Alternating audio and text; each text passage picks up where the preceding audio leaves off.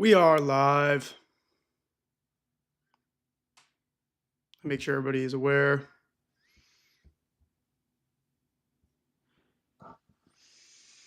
One sec here.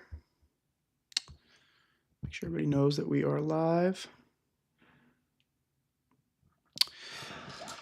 Good morning.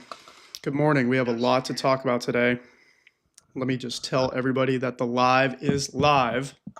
Thank you so much for being here. We'll be underway in just a few minutes here. But really appreciate you for taking the time. We have a lot to talk about today. We have a lot to talk about. I want to make sure everybody can hear me okay. Everybody can see the chat okay. Leave a message in the chat if you experience any delay, if there's any sound issues. And also let me know what you want to be discussed. I want to have an active chat.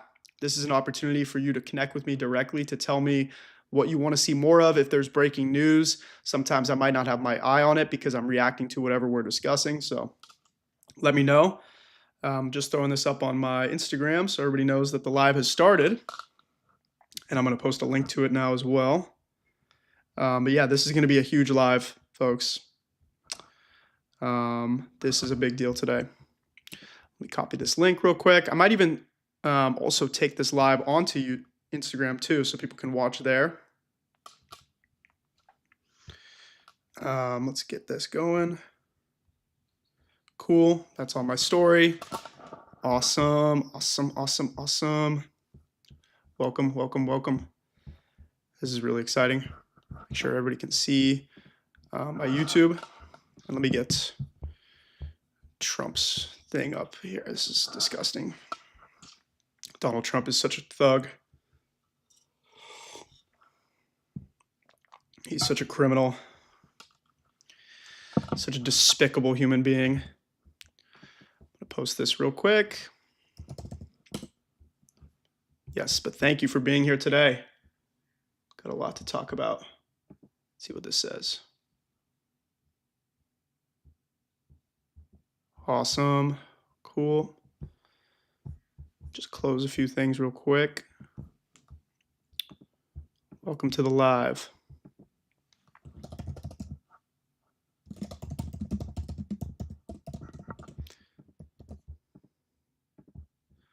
Awesome. Get that posted.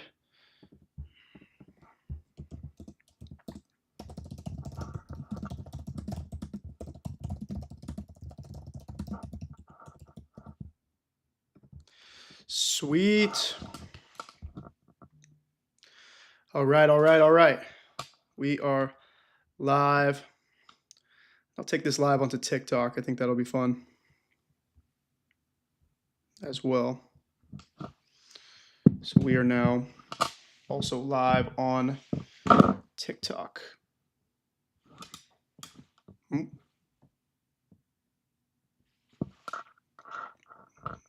Timeout. Gotta go live on TikTok here.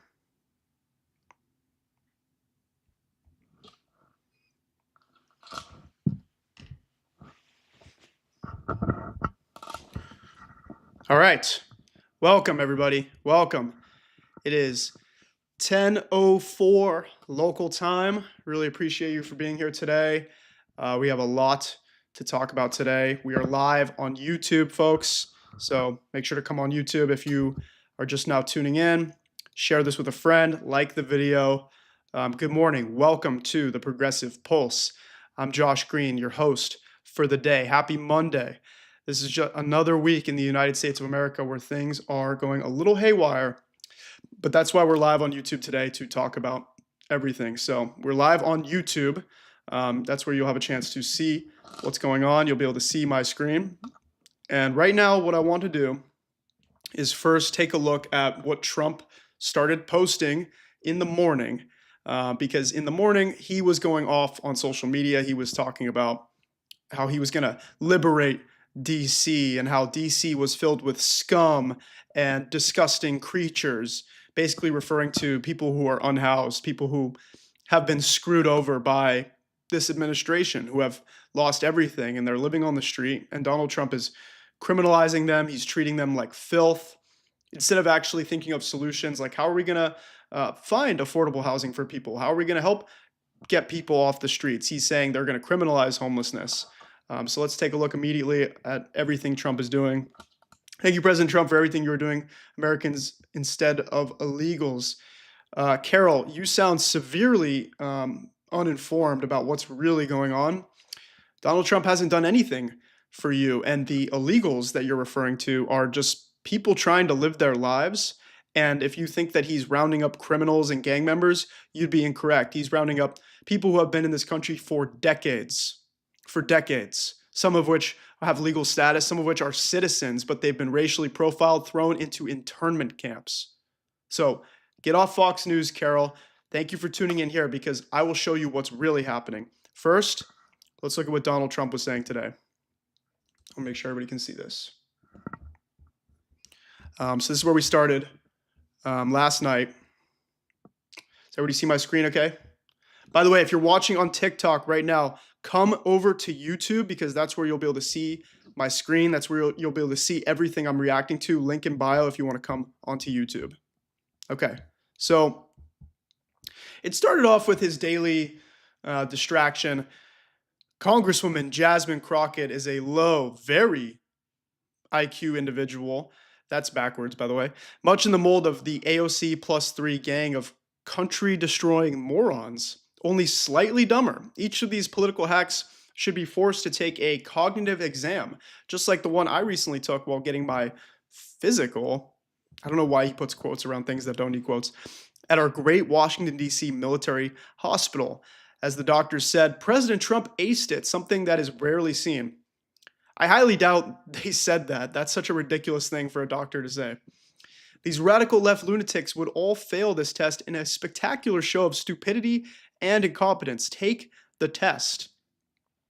So this is the first thing the president did this morning. The very first thing he did was go after a sitting congresswoman who is actually fighting for her constituents right now. She's trying to help Texas not be gerrymandered by the radical Republicans there. And nobody would tweet something like this unless they're clearly threatened and intimidated by someone. And Donald Trump is clearly threatened and intimidated by Jasmine Crockett. He knows Jasmine Crockett is way smarter than him, way more intelligent, a much better speaker, way more popular with the American people. The only reason she wouldn't be technically more popular is because she's a rising star in Congress and he is the president. So with that being said, the president obviously has more power, but Jasmine Crockett has a higher approval rating because people actually support what she's doing. Donald Trump is not loved by the country. And for anybody out there who says, well, he won in a landslide, he had a mandate from the American people. There was no fucking mandate. There was no mandate. He barely won.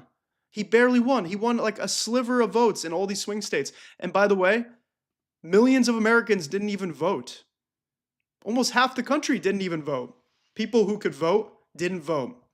And it's unfortunate. It happens every election for a variety of reasons. Some people just don't get to the polls. They don't vote. They choose not to vote. Some people think their vote doesn't matter. People didn't vote. But they show maps that say if every person under 40 in the country voted, and it would have been like a blue wave because Kamala Harris is so much more popular, because Americans know that Donald Trump doesn't provide any optimism for the future. Everything Donald Trump says and does, he's trying to bring the country backwards into the past. It seems like every time there's a problem in the society, conservatives are involved. Somebody in my TikTok chat says they're not seeing live feeds out of DC. Don't worry, we will get to that. We will show that. But I want to get everybody caught up to speed first to show you what happened that led to these events. So then Donald Trump followed that with, tariffs are making our country strong and rich. And just the other day, Trump's Secretary of Commerce, Howard Lutnick, he was like, oh, well, Donald Trump is considering giving rebate checks for Americans. He says that he's going to send checks to the American people because tariffs are bringing in so much money. So you may expect a check in the mail for some money. Have you ever seen the Nirvana album cover, Nevermind? Take a look at this. You see this? This is like how Donald Trump treats his supporters, right? He waves a little dollar in front of their face on a little fish hook, and he's like, swim towards it. Because that's exactly what's happening with tariffs. It's the same thing they said about the Doge checks. Oh, the Doge checks are coming soon.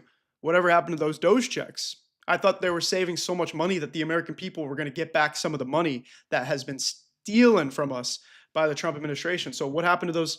What happened to those Doge checks? Well, guess what? They never came.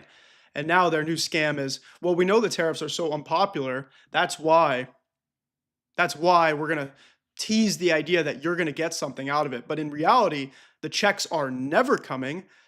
You'll never get a check from this. You will never get a check from tariffs. Bookmark this. Anybody out there? Bookmark this moment right here. I want somebody to come back to this clip in 6 months when there's no checks in your mail. I wish there was. But the reality is the tariffs, we're paying the tariffs. So next time you want to import something from Japan, like let's say you want to buy some Japanese goods. Let's say you want to buy some European cars, 15% more expensive now, thanks to Trump. That might not sound like a lot. Oh, it's only 15%. 15%. That's insane. If you're buying something that's $10,000, that's an extra $1,500 now on top of that. Absolute ludicrousy. So here's where it all began this morning. Again, if you're on TikTok, come to YouTube because you'll see my screen. In the future, I'll hook it up on TikTok too, where you can see both. But come over to YouTube right now, linked in my bio, and we will show you exactly what I'm looking at. Trump says, Washington, D.C. will be liberated today. Crime, savagery, and filth and scum will disappear. I will make our capital great again. The days of ruthlessly killing or hurting innocent people are over. I quickly fixed the border. 0 illegals in the last 3 months. DC is next. Thank you for your attention to this matter. Well, if Donald Trump fixed the border, as he says, then why are we spending billions of dollars on ICE to go around cities terrorizing our communities? Is it because the border's not fixed? Or is it because he's trying to actually use ICE as his Gestapo brown shirts to incite fear and terrorize our communities because Donald Trump is a terrorist? Mind you, he's the president of the United States, but really MAGA is just a terrorist organization. I mean, what is a terrorist organization really? It's something that is created to incite fear, to make people feel like they could strike at any moment, to make people go through their days walking on eggshells, always afraid of something bad happening. How do you think people feel in big cities right now that are citizens who might speak Spanish, who might have skin that's darker than Donald Trump's? They are waiting around because ICE agents could just pop up, no warrant, no explanation, boom, you're in a van. Oh, and you didn't get deported back to your home country. You've now been sent to Alligator Alcatraz. Alligator Alcatraz. Somebody says, this revenge plan is bullshit. It's getting out of hand. He needs to be impeached. Yeah, well, that's a good point. A lot of what Donald Trump is doing is clearly out of revenge. I mean, think about it. Go through the mind of Donald Trump. Here's a man that was embarrassed in 2020, a man that was shunned out of politics. The nation basically told him to fuck off because he dropped the ball so bad during COVID. He led to so many Americans losing their lives. And he suffered one of the most embarrassing losses of all time, losing to Joe Biden. And by the way, Donald Trump then threw a major riot that didn't go his way either. People lost their lives, and even the Republicans in that moment turned on him. So yeah, he was completely embarrassed politically and professionally. And so he spent 4 years campaigning, 4 years going to all these cities that he clearly hates. Do you think Donald Trump likes going out and speaking to Americans in rural America? Or do you think he does it because it's part of the grift? I'm going with the latter. You really think Donald Trump likes going to Greensboro, North Carolina? You think he likes going to Butler, Pennsylvania? I mean, clearly he didn't like going there. Or did he? That might have been planned. Let's take a look at what else he posted today. Then he declared a crime emergency in the District of Columbia. This is how things are going to change in this country, folks. Donald Trump is going to start declaring emergencies when he wants to overstep, when he wants to use more power than what he normally wants to do. So let's just say Donald Trump wants to do what he did in Los Angeles. Well, in Los Angeles, he declared an emergency. He said, we have an emergency in Los Angeles. There's crime, there's whatever. By the way, I'm in Los Angeles right now. It's beautiful out, no crime. Yes, there's a homeless crisis. Yes, that's something that the mayor is actually working on. Yes, that's something that needs to be addressed. That's something that Democrats have to do a better job of handling. It starts with mental health. It starts with affordable housing. But Donald Trump is now criminalizing homelessness? Really? Criminalizing homelessness. I wouldn't be surprised, though, because this administration is run by billionaire thugs who don't know what the average American is dealing with. Okay, well, so those were his announcements. Are you ready to watch his most fascist propaganda speech yet? Because this is disgusting. It's disturbing. If you're on TikTok right now, you're going to hear the audio from this. But please, please, I encourage you, come over to YouTube, get your laptop out. If you have your phone, you can just find me on YouTube, Josh the Progressive. I'm live on YouTube right now. That's where I can see the chat better. That's where you can actually watch what I'm about to show you. So let me take a look at what Donald Trump had to say today and let you watch this with me. Here is Donald Trump's radical press conference from today, where he announced that he will take over Washington, D.C., federalize the National Guard, and essentially show how easy it would be for him to use martial law in this country.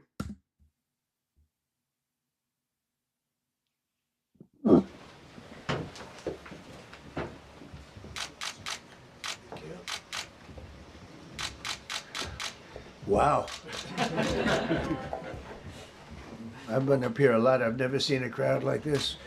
I think we need a ballroom, and that's happening. It's going to be a beautiful ballroom. This is really a lot of people, most I've ever seen in this room. And we're here for a very serious purpose, very serious purpose. Something's out of control, but we're going to put it in control very quickly like we did on the southern border. I'm announcing a historic action to rescue our nation's capital from crime, bloodshed, bedlam, and squalor, and worse. This is Liberation Day in D.C., and we're going to take our capital back. We're taking it back. Under the authorities vested in me as the President of the United States, I'm officially invoking Section 740 of the District of Columbia Home Rule Act. You know what that is?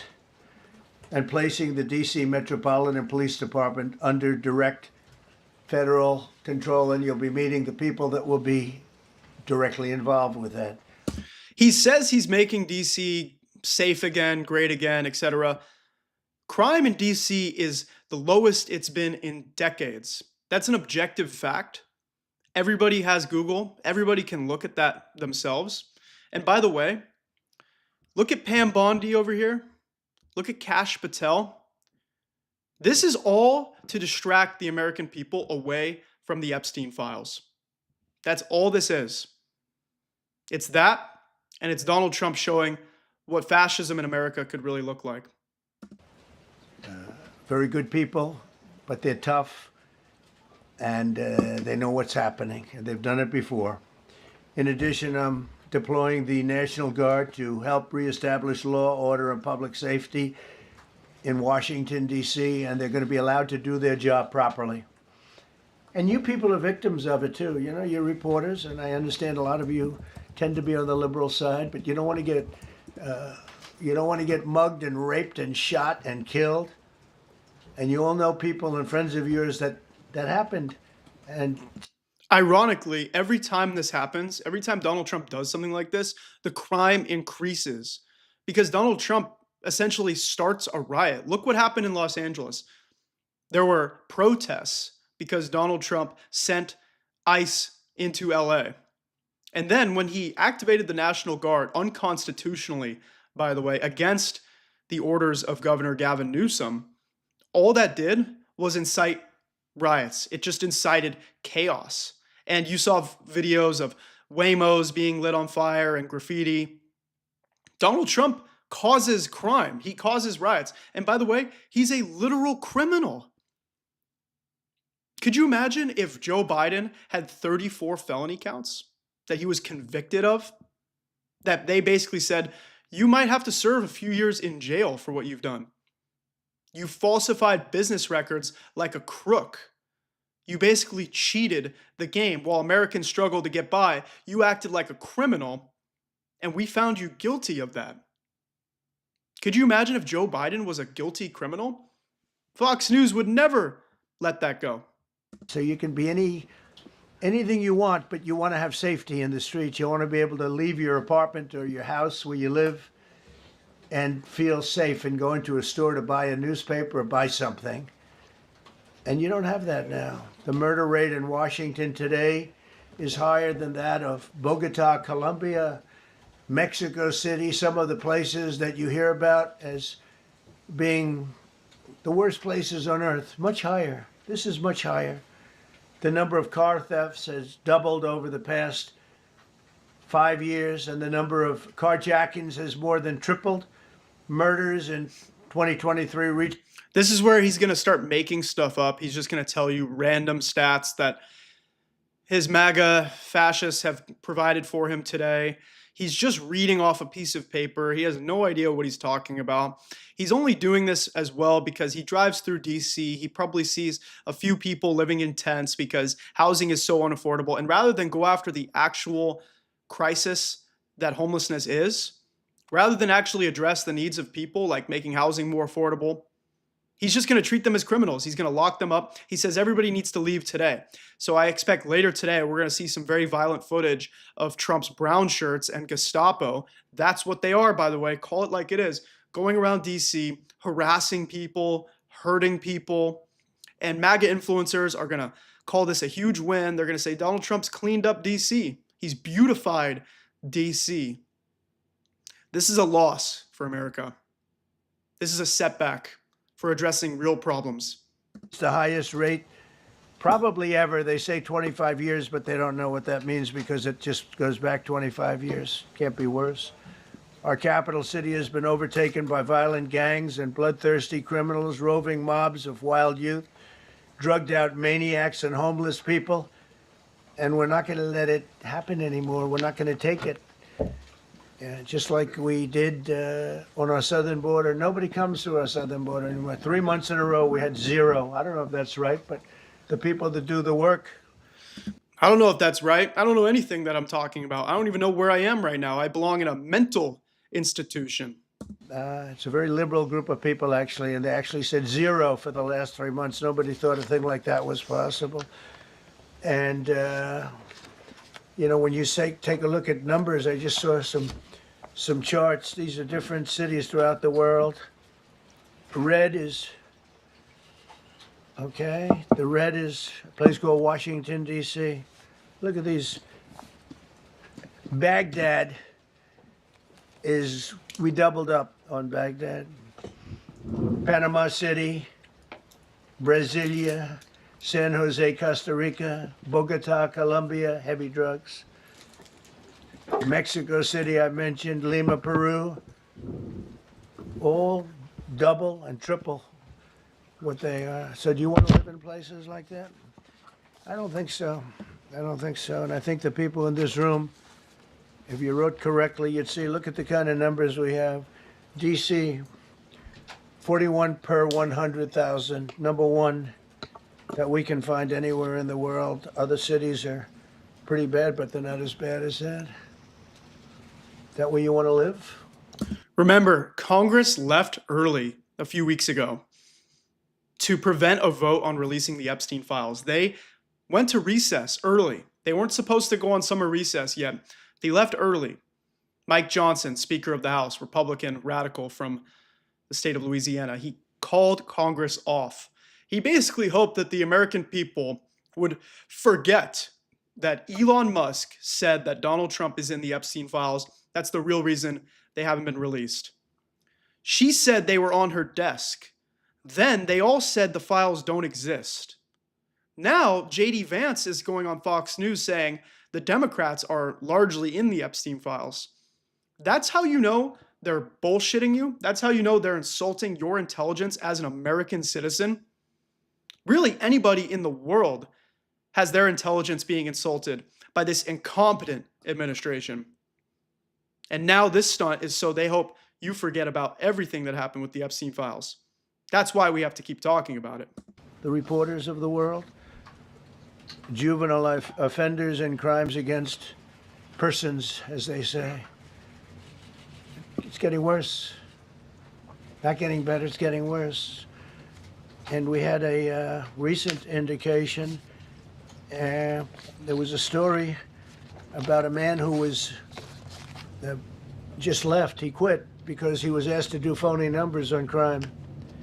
And we're going to look into that. I think Pam is going to be looking into that. But he was asked by the city, I guess, that we don't want to show the real numbers. Let me do numbers so it looks like it's going down. Not going down. And under Biden, it was a disaster. And nobody did anything about it. We're going to do things about it like you wouldn't believe.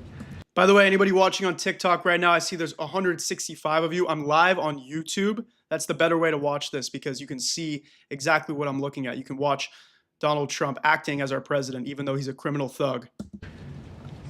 Every American has a constitutional right to be able to access and petition their government in safety, and countless federal officials and employees likewise have the right to carry out their jobs in peace without being shot. As you know, I lost a very good person a while ago, was shot. The irony is Donald Trump says Capitol Police, everybody has a right to do their job without being attacked.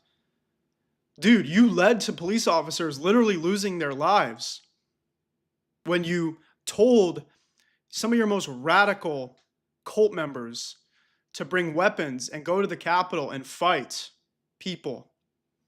And by the way, this country seems to have amnesia. Do you remember in 2020, people were protesting for Black Lives Matter? They were protesting to help stand up for Black Americans. And by the way, Donald Trump went after a group of peaceful protesters in DC. He had Bill Barr bring in Capitol Police, and they were tear gassing people. They were blowing up the whole place, all because Donald Trump wanted to walk across the street from the White House and take a picture with a Bible to show what a good Christian he is, to trick innocent people who happen to be Christian in this country into thinking that he is a Christian after blowing up a whole protest with tear gas, smoke, etc. They reacted to that peaceful protest immediately. Maybe because Black people were involved. But when all those white thugs attacked the Capitol on January 6th, only police officers lost their lives. Oh, and the Trump supporter as well. Donald Trump actually had to pay them out. Waiting for his wife. He was in the car. They robbed his car. They shot him. They killed him like it was nothing to it. She was walking to the car. It's a horror show. This issue directly impacts the functioning of the federal government and is a threat to America, really. It's a threat to our country. We have other cities also that are bad, very bad. You look at which cities? Chicago, how bad it is. You look at Los Angeles, how bad it is. I thought Los Angeles was fine, Mr. President. Didn't you just go in there and clean it up? Didn't you celebrate how big of a victory that was? So how can you tell us, oh, Los Angeles has so many problems, but you just took credit for cleaning up Los Angeles, even though all you did was cause a riot, cause people to get hurt? We have other cities that are very bad. New York has a problem. And then you have, of course, Baltimore and Oakland. We don't even mention that anymore. They're so far gone. You know what has a problem? These red states where homicide rates are often double what you see in blue states. We have a problem in states like Alabama and Louisiana and Arkansas, where the education ranks way lower than it does in other parts of the country. People aren't getting education. There's no funding for teachers. There's no funding for schools. Ranks near the bottom of the barrel in this nation. So maybe we should address where the actual problems are in the country. Stop going after states that provide economic growth for the country. We're not going to let it happen. We're not going to lose our cities over this. Over And this what? will go further. We're starting very strongly with D.C., and we're going to clean it up real quick, very quickly, as they say. Days ago, a former member of the Doge staff was savagely beaten by a band of roving thugs after defending a young woman from an attempted carjacking. He was left dripping in blood. He thought he was dead, with a broken nose and concussion. Can't believe that he's alive. He can't believe it. I mean, if he had a broken nose,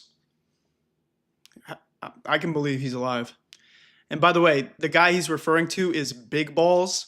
That's the young kid that Elon Musk gave all this free publicity to because he's like, look at this young kid. We're going after DEI and incompetence and people that aren't experienced for their jobs. And I've got this intern over here who's going to be in charge of cutting all this funding for all these science programs, all these medical programs, etc. And by the way, look what happened with Doge. They barely cut anything from the government. And the only thing they did, they left a fucking mess in their offices. If you look that up, you'll see they left trash everywhere. So they didn't even get rid of their own waste. That's absurd. In June, a 21-year-old congressional intern was tragically killed after being hit by a stray bullet in a drive-by shooting. A former Trump administration official named Mike Gill, fantastic person, was murdered last year in cold blood in a carjacking blocks away from the White House. We all knew him. Great person.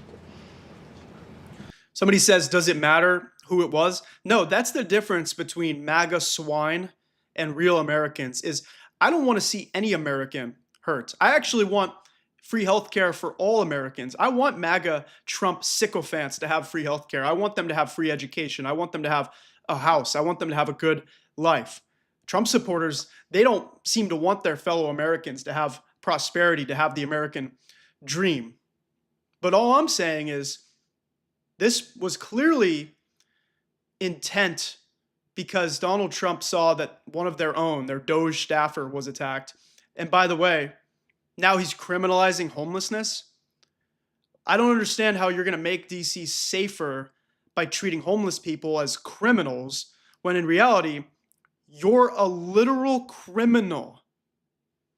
And everybody knows it. Waiting for his wife as she was walking to the car. Thanks for subscribing to my YouTube Congressman channel. was also carjacked at gunpoint not far from the Capitol. And in 2023, an aide to Senator Rand Paul was stabbed in the chest and head by a demented lunatic as he walked down the street, just absolutely for no reason. Horrifically, last July 4th weekend, a 3-year-old girl was shot in the head and killed while sitting in a car near the Capitol. It's becoming a situation of complete and total lawlessness. And we're getting rid of the slums, too. We have slums here. We're getting rid of them. I know it's not politically correct. You'll say, oh, so terrible. No, we're getting rid of the slums where they live. Caravan. Dude, you cannot be calling our own nation a place with slums. Like, there's a way to fix this problem without just demonizing people. Bands of mass youth rampage through city streets at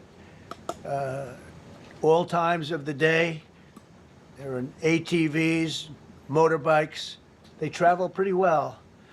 Entire neighborhoods are now under emergency curfews.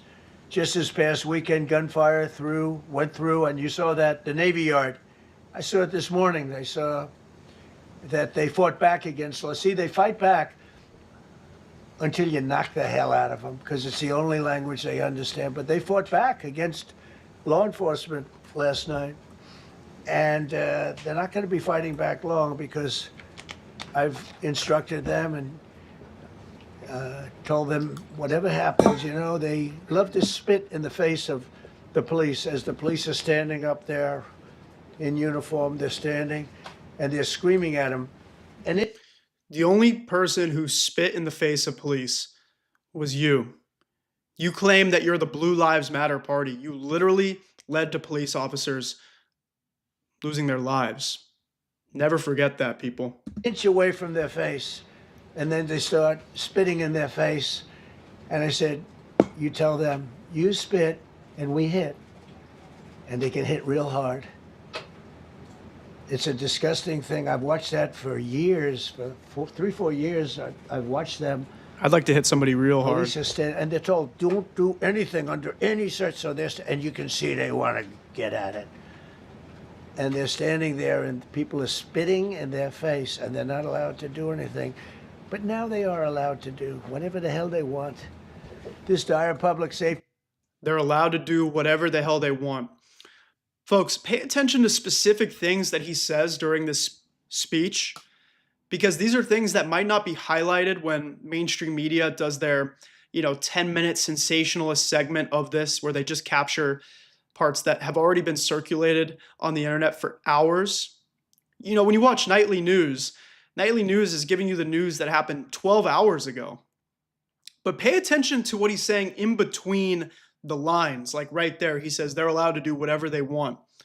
My brown shirts are allowed to do whatever they want. My Gestapo, my secret police, they can do whatever they want because they're not going to get in trouble with the executive branch. They're not going to get in trouble with the judicial, congressional, and they're not even going to get in trouble with the media because Donald Trump controls the media now as well. The crisis stems directly from the abject failures of the city's local leadership. The radical left city council adopted no cash bail. By the way, every place in the country where you have no cash bail is a disaster. That's what started the problem in New York, and they don't change it. They don't want to change it. That's what started it in Chicago. I mean, bad politicians started it, bad leadership started it, but that was the one thing that's central: no cash bail. Somebody murders somebody and they're out on no cash bail before the day is out. If Donald Trump didn't have that, he would be screwed. We're going to end that in Chicago. We're going to change the statute. I spoke with Pam and Todd and everybody. We're going to change the statute, and I'm going to have to get the Republicans to vote because the Democrats are weak on crime. Totally weak on crime. They don't know why. They want to stop because they get mugged too. But we're going to change no cash bail. We're going to change the statute and get rid of some of the other things. And we'll count on the Republicans in Congress and Senate to vote. We have the majority. So white MAGA Christian nationalists are becoming the leaders of crime in this country. Now, we can pull up statistics on that. We can look at what the data says. But think about this. Political violence in this country is rising, and it's always Trump supporters. Democratic lawmakers have lost their lives this year because of radical Trump fundamentalists. And by the way, Trump says Democrats have been mugged too. Yeah, it's because of your supporters. And you want to talk about toning down the rhetoric? They call us the enemy within. They call us radical left lunatics. They say that we are a poison to the country. They call us, their fellow Americans, that. Yeah, and exactly. Trump is not even a Christian. we'll vote. We don't have a big majority, but we've gotten everything, including the great, big, beautiful bill. Got that done, and that's one of the greatest things that's ever happened to people in this country. They're starting to figure it out, how good it is. Biggest tax cut in history. So many things. But we'll be able to get that done. So, Todd, if you and Pam can draw up things working with the people, we will. I'll get it passed. We'll get it passed with the Republicans. Probably won't get, think of this, probably won't get one Democrat vote because they have no idea what they're doing. That's why they want men playing in women's sports. That's why they want transgender for everybody transgender. And I don't think anybody wants transgender for everybody. Okay? This may work for now. Like, Donald Trump knows that he can play games with his supporters. He knows that they'll eat it up. But at a certain point, people are going to be like, dude, okay, we get it. Like, you think the Democrats are going to make transgender for everyone, whatever that even means. When in reality, people just want to make sure that trans people have equal rights and that they can live with dignity and respect and peace. But these culture wars are only going to go so far. until they run out of ammunition, because they have no policies that will actually benefit the American people. They just have culture war and distraction and extremism. They they just got walloped in an election in a landslide, and they haven't changed one thing. I saw the other day the certain gentleman, Wasn't a very landslide, by the way. well-known politician, Democrat, was fighting like hell that men should be allowed to play in women's sport. They just don't get it. They said it's an 80-20 issue, and I think it's a 97-3 issue. And I don't know who the three are. I've never heard nobody's ever come up to me, sir, you have to let men play in women's sports. I thought we were talking about Washington, D.C. What are we talking about right now? Focus, Donald, focus. You have to do it, sir. Nobody's ever approached me. I don't know where this issue even comes from. Never seen anything like it. But they turned our nation's capital into a sanctuary jurisdiction. That's the other thing. We have to get rid of sanctuary cities as quickly as possible. We're going to do it, too. We have to. Because it's sanctuary for criminals. Releasing illegal alien gang members onto the streets in 2022, nearly 70% of criminals arrested in Washington went unprosecuted. That's not going to happen with the group we have standing aside and standing behind me. And at the Metropolitan Police Department, it's now reached a small number relatively compared to what it was, but it's thousands of people. You know, we have thousands of police. I was told today, sir, they want more police. I heard a number, 3,500 police. That's a lot of police. 3,500. I thought they were going to say, we only have 30 policemen or women. They said, we have 3,500. We need more. You don't need more. That's so many. I never heard. That's like an army. That's like an army. Well, it's Trump's army now. By the way, for everybody out there who's watching, I support the military, specifically the people serving in the military. I do not support the military-industrial complex. I don't support endless wars. I don't support what the United States government has done with the U.S. military. But if somebody out there has joined the military because they needed to do so for college, they needed opportunity, they wanted to protect freedom, you know, these are values that I respect. I know people have put their lives on the line. But when you join the military, you swear an oath to the Constitution. You don't swear an oath to this thug, this sleazebag who wants to use the military now as another Gestapo. How could you need more than 3,000? It just happened 2 minutes ago. Sir, they've requested more police. Oh, what do they have? About 3,500. I said, 3,500? This is not a big area. It's ridiculous. What you need is rules and regulations, and you need the right people to implement them. And we have the right people here, that I can tell you. Look at the border. Biden said, there's nothing you can do. Kamala was the border czar. She never called one of the Border Patrol agents who are great. ICE is great. Never spoke to anybody. Never went there. But she was the border czar. And everybody said it was impossible to fix. I fixed it in 3 months. No, really. I fixed it the first week, but really fixed it over the last couple of months. And I mean, literally to a point where, as I said, 0 illegals entering our country in the last 90 days. Pretty amazing. It's time for dramatic action. We're going to do the same thing over here. It's going to be a very safe city very soon. We're not looking to take years, because a lot of people die in years. And we've got incredible people in this country, except we have to allow them to do their job. And that we will deliver like nobody's ever delivered before. I actually think it's easy. You know, if you're competent, it's easy. If you're incompetent, it's impossible. But I'm very competent. Last week, my administration surged 500 federal agents into the district, including from the FBI, ATF, DEA, Park Police, the U.S. Marshal Service, the Secret Service, and the Department of Homeland Security. You know, a lot of nations, they don't have anything like that. They got some police, and they're rough police. They don't have DEA, ATF, FBI, Park Police, U.S. Marshal Service, Secret Service, Department. Oh my God, his voice fucking makes my blood pressure rise. It's so infuriating. Like, when will this nightmare be over? Get this guy out of our country. Oh my God. What a disgusting human. Homeland Security.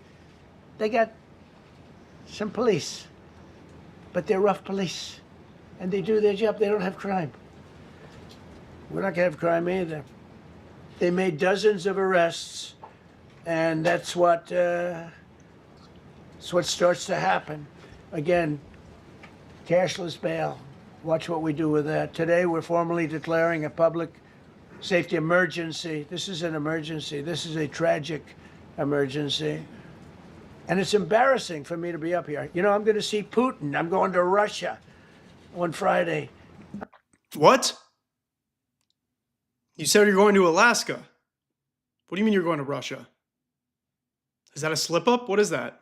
I don't like being up here talking about how unsafe and how dirty and disgusting this once beautiful capital was. The meeting is in Alaska. Why is he saying Russia? What is this about? Is he just sundowning? What is that? Is he saying Alaska is Russia now? Because Russian officials have been posting pictures of Alaska highlighting how beautiful the Russian Orthodox churches are in Alaska. So is this all part of Trump and his plan to give Russia back Alaska? What is that about? I thought you were meeting in Alaska. Oh my goodness. What is this press conference? This guy is not in control of what's happening right now. With graffiti all over the walls. It's another part of it, by the way, because we're talking about safety, but we're also talking about beautification. We have the most beautiful, potentially, capital in the world. We always had. But people come from Iowa, they come from Indiana, they come and then they get mugged. Not going to happen. Keep coming, because by the time you get your trip set, it's going to be safe again, and it's going to be clean very quickly. We're going to replace the medians that are falling down all over the roads. We're going to replace the potholes. We're going to put a nice new coat of asphalt over the top. No, we don't have to rip the road out and spend 7 years building a new road because they cut everything. Because some designers said, well, we need 1/4 of an inch more turn for safety reasons. No, we're going to do it right. We're going to get it done quickly. So today we're declaring public safety emergency in the District of Columbia. And Attorney General Pam Bondi, who's fantastic, is... Whatever happened to egg prices? Whatever happened to making groceries more affordable? Where is your housing plan? How are people going to afford a home in this country? You know, I hear a lot about how young people are so disillusioned and so cynical about the future, and they feel like the future is hopeless and there's no plan. And yet people have gravitated towards this right-wing cult because they think, oh, Trump has the answers. Where is the housing plan? Where is your health care plan? How are young people going to afford a future in this country? Besides, you're going to round up criminals and you're going to round up people living in tents and throw them in jail instead for the pure crime of they couldn't afford living here. Taking command of the Metropolitan Police Department as of this moment. And I'll be making the appropriate notifications to Congress and to the mayor, our new DEA administrator, who's one of the top in the country. He better be Terry. If you're not, I'm going to get rid of you so fast. Terry Cole. Terry, thanks. Very good. We just got him. Most highly recommended person. And you'll be designated as the interim federal commissioner of the Metropolitan Police Department. Okay? And you run them tough. They're good. You have a lot of good people. You have people that shouldn't be there. You also have people that shouldn't be there. They got in there because of woke. But you have a lot of great police. And those people are the ones that want to help you. Look at this disgusting row of fascists right here. Every single one of them belongs in Alligator Alcatraz. They are all complicit in the dictatorship of America. They have all helped kill democracy in this country. Every single one of them belongs in prison. I'm not exaggerating. These are criminals we're dealing with. This city will no longer be a sanctuary for illegal alien criminals. We will have full, seamless, integrated cooperation at all levels of law enforcement. and we'll deploy officers across the district with an overwhelming presence. You'll have more police, and you'll be so happy. By the way, they always say, oh, well, you can't afford a house because illegal aliens are going to make your house unaffordable because they're stealing your houses, or you're not going to be able to have a job because illegal aliens are taking all the jobs. Well, if you're telling me that you've kicked all the aliens, as you call them, out of this country, then why is nothing more affordable? Were you lying to us the entire time? Because I would bet $1,000 you were. Because you're being safe. When you walk down the street, you're going to see police, or you're going to see FBI agents. We're going to have a lot of agents on the streets. You're going to have Guys make me sick. a lot of essentially military, and we will bring in the military if it's needed, by the way. We're going to have National Guard. But Pete Hegseth will tell you about it. We will bring in the military if needed. People say, oh, that's so terrible. He's going to bring in, it's been used many times over the years. I don't think we'll need it. I think we've got so many great people, including the people that are in the police department with proper leadership. They'll immediately begin massive enforcement operations targeting known gangs, drug dealers, and criminal networks to get them the hell off the street, maybe get them out of the country, because a lot of them came into our country illegally. They shouldn't have been allowed in. They come from Venezuela. They come from all over the world. We're going to get them the hell out. They won't be here long. But some of these people, a lot of them, are homegrown criminals. And he's talked about this, folks. It all adds up. Every single thing he says, he means. Earlier this year, he said multiple times, well, we have homegrowns. Some of these are really bad people. We have to put them in El Salvador prisons. We have to put them in Guantanamo Bay. We have to put them in Alligator Alcatraz. Homegrowns, people who are American citizens, he says the worst of the worst, they need to be deported. Well, it starts with people that maybe hit people with a baseball bat, that's what Trump said, or rob somebody or whatever. But then when does it become people like Nancy Pelosi? When does it become people like Joe Biden? When do they start going after Democratic mayors who they disagree with? What if Trump says, well, the mayor of D.C. is a corrupt Democrat who is responsible for all these gangs, therefore they belong in Alligator Alcatraz, even though they're a homegrown, even though they were the elected mayor of the people of D.C., they're a criminal now. They're a criminal alien now. Folks, this is how it starts. You don't think the Germans in the 1930s started with people that everybody agreed were bad? these are bad people. These are rough people. And this is just a list of some of the people that were given to me today that were criminals removed from the D.C. streets this weekend. They were rough and tough. But we're rougher and tougher. Look at these people here. Nothing, you know. They're not going to be your local school teacher. Look at this guy. He has killed people numerous times. They're not going to be an asset. They will never be an asset to society. I don't care. I know we all want to say, oh, they're going to be rehabbed. It's not going to be rehabbed. He just picked up some pieces of paper that had random words on them and just said random shit, and now expects us to believe what he's talking about.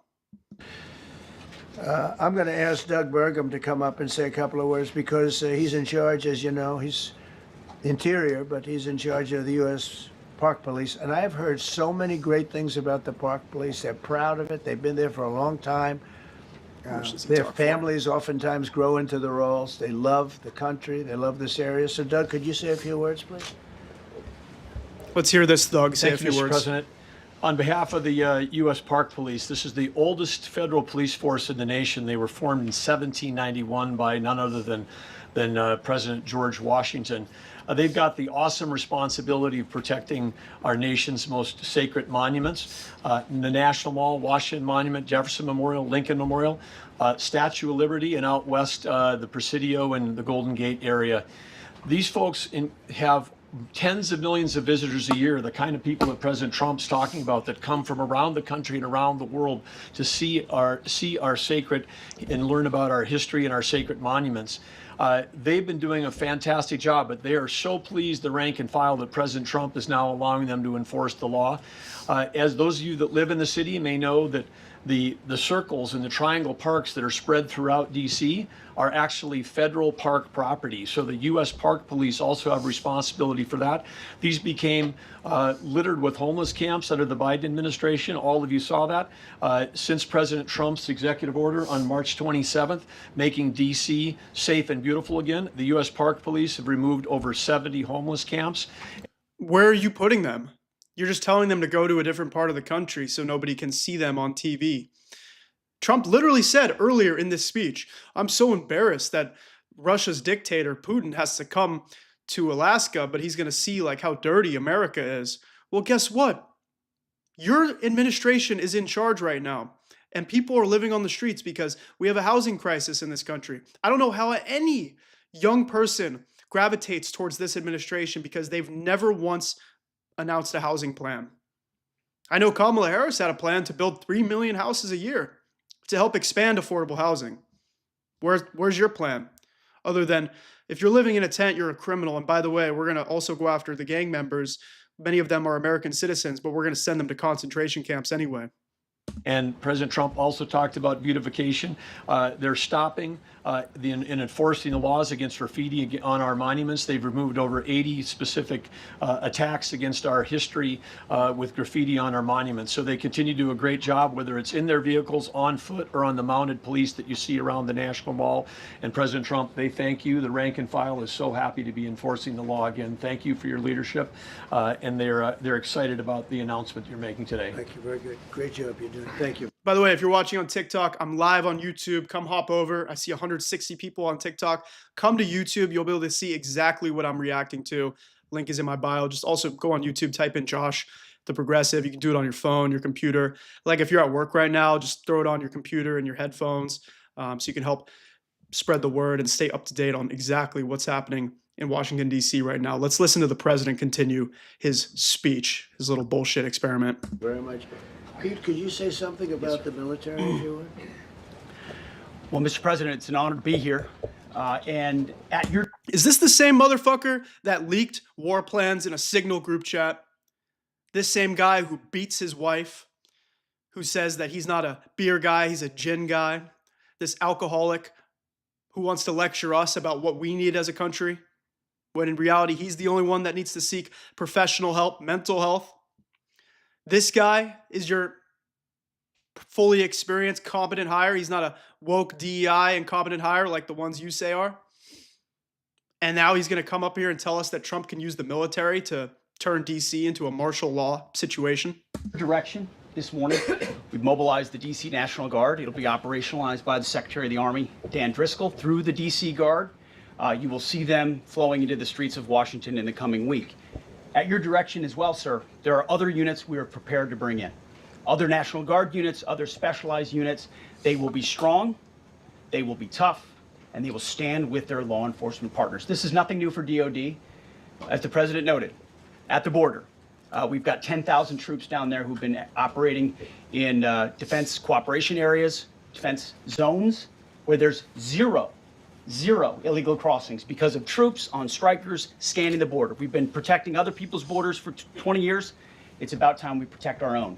And we're working with ICE and CBP. In Los Angeles, we did the same thing, working with the California National Guard, working with ICE officers. You didn't work with the California National Guard. You hijacked the National Guard without abiding by the Constitution, which your party seems to care so much about until it's inconvenient for you. It's only a political prop to talk about the Constitution if you're a MAGA extremist. But then you hijack the National Guard. There's 4,000 of them standing around Los Angeles doing nothing, sleeping on the floor, wasting taxpayer dollars. I even went up to some of them. I said, "Are you happy to be here? Is this what you signed up for?" They're like, "No, this is stupid. We shouldn't be here, but we're just following orders." They were wasting time. There was nothing going on there, but it was all so they could have a little political stunt. And now this is the Epstein distraction. And this is Donald Trump threatening the country. ICE officers deserve to do their job and not be attacked. We will work alongside all DC police and federal law enforcement to ensure this city is safe, this city is beautiful. And as I always say about President Trump to the troops, he has their back. And my message to the National Guard and federal law enforcement in Washington is we have your back as well. Be tough, be strong. We're right behind you. Thank you, Mr. President. I'm going to ask Pam, because she's now, as you heard me say, she's really in charge of a lot of what we're talking about. She's done an incredible job. People are going to start to see the fruits of her labor. And Pam, maybe you could say a few words about what we're talking about here. Sure, President. Let me be crystal clear. Crime in D.C. is ending and ending today. We are going. Don't listen to a word this lady says, because she's the same person that said the Epstein files are on my desk. Everything she says moving forward, zero credibility. Zero. It's not like there was much credibility to begin with, but this is a propaganda expert right here. She can't even do her own propaganda correctly. to use every power we have to fight criminals here. President, thank you for caring about our capital. Families come here every summer. Our museums are free. We have the National Zoo. Calm down. Why are you yelling? Stop yelling at us. You should just release the Epstein files already. Stop. We have the National Gallery. DC should be a place where everyone can come and feel safe. Behind me and to my side, we have some of the... Sorry to keep... I don't feel safe when she's speaking. I don't know why. Something about her tone, it feels like she's lecturing me. Like she's making this country less safe right now by protecting criminals. She's protecting pedophiles. She knows Donald Trump is on the list. Remember, the federal government, the Trump administration, they specifically scanned through tens of thousands of Epstein documents to look for Donald Trump's name. This has been reported, widespread reporting on this across all publications. Doesn't matter if it's a liberal outlet, a conservative outlet, every publication revealed that they were noticing Trump's name in the files. And so you're going to tell me you're going to protect America from criminals when right now you're protecting criminals who visited that island? And J.D. Vance the other day, he said, oh, well, the Democrats are very incriminated in these Epstein files. Good. Then release them, bitch. Release them. By the way, I have no problem calling J.D. Vance a bitch because he's a bitch. And that guy should release the Epstein files if he thinks the Democrats are on them, because if there's a top Democrat on the Epstein files, I'd like to see them investigated and prosecuted. That's the difference between me and MAGA swine. The difference is I would like to see justice across the political spectrum. I don't care if someone's a Democrat or Republican. If they committed a crime, they deserve to be investigated for that crime. Meanwhile, cult members of this Trump administration, they would like to see Donald Trump, invincible from any crime. That's the difference between a constitutional republic, which I support, and a dictatorship, which Trump supporters support. Best career law enforcement and prosecutors in the country who are ready to take this on. As the president said, Terry Cole is going to be supervising the Metro Police Department. Gadi Serralta, our U.S. Marshal, is going to be supervising command and control, the entire operation. Our Deputy Attorney General, Todd Blanche, and I will be working with them closely, along with our great FBI Director, Kash Patel. Kash is going to talk to you in a minute about what we did in Virginia recently with Governor Youngkin. Many of you covered that, and it was tremendously successful. Not only that, our secret weapon here in D.C. is U.S. Attorney Jeanine Pirro, one of the toughest prosecutors and a former judge. And she is going to be talking about juvenile crime, how it's out of control here, and what she's going to do to fight back. No more crime rampant in our beautiful capital. No more crime rampant in our beautiful capital. Lock these people up. I'm talking about you, Pam Bondi. I'm talking about you, Donald Trump, Kash Patel, Pete Hegseth. We got 4 criminals right here running rampant in D.C. Somebody needs to arrest these people. No more teenage girls beating a disabled man to death. No more of that. No more drive-bys. We're going to do everything we can. And working with the ATF Director Driscoll and Commander of the Army, we're going to all work together. That's what we all do in this room. We work together. We fight do not underestimate one person in this room. We're going to make DC beautiful. We're going to make DC safe again. One other thing, just at the wharf a few days ago, the area of the wharf, Terry Cole reached out to me, not even nightfall, on the weekend, where so many families and tourists go. A guy's overdosing from fentanyl on a park bench in the middle of families around.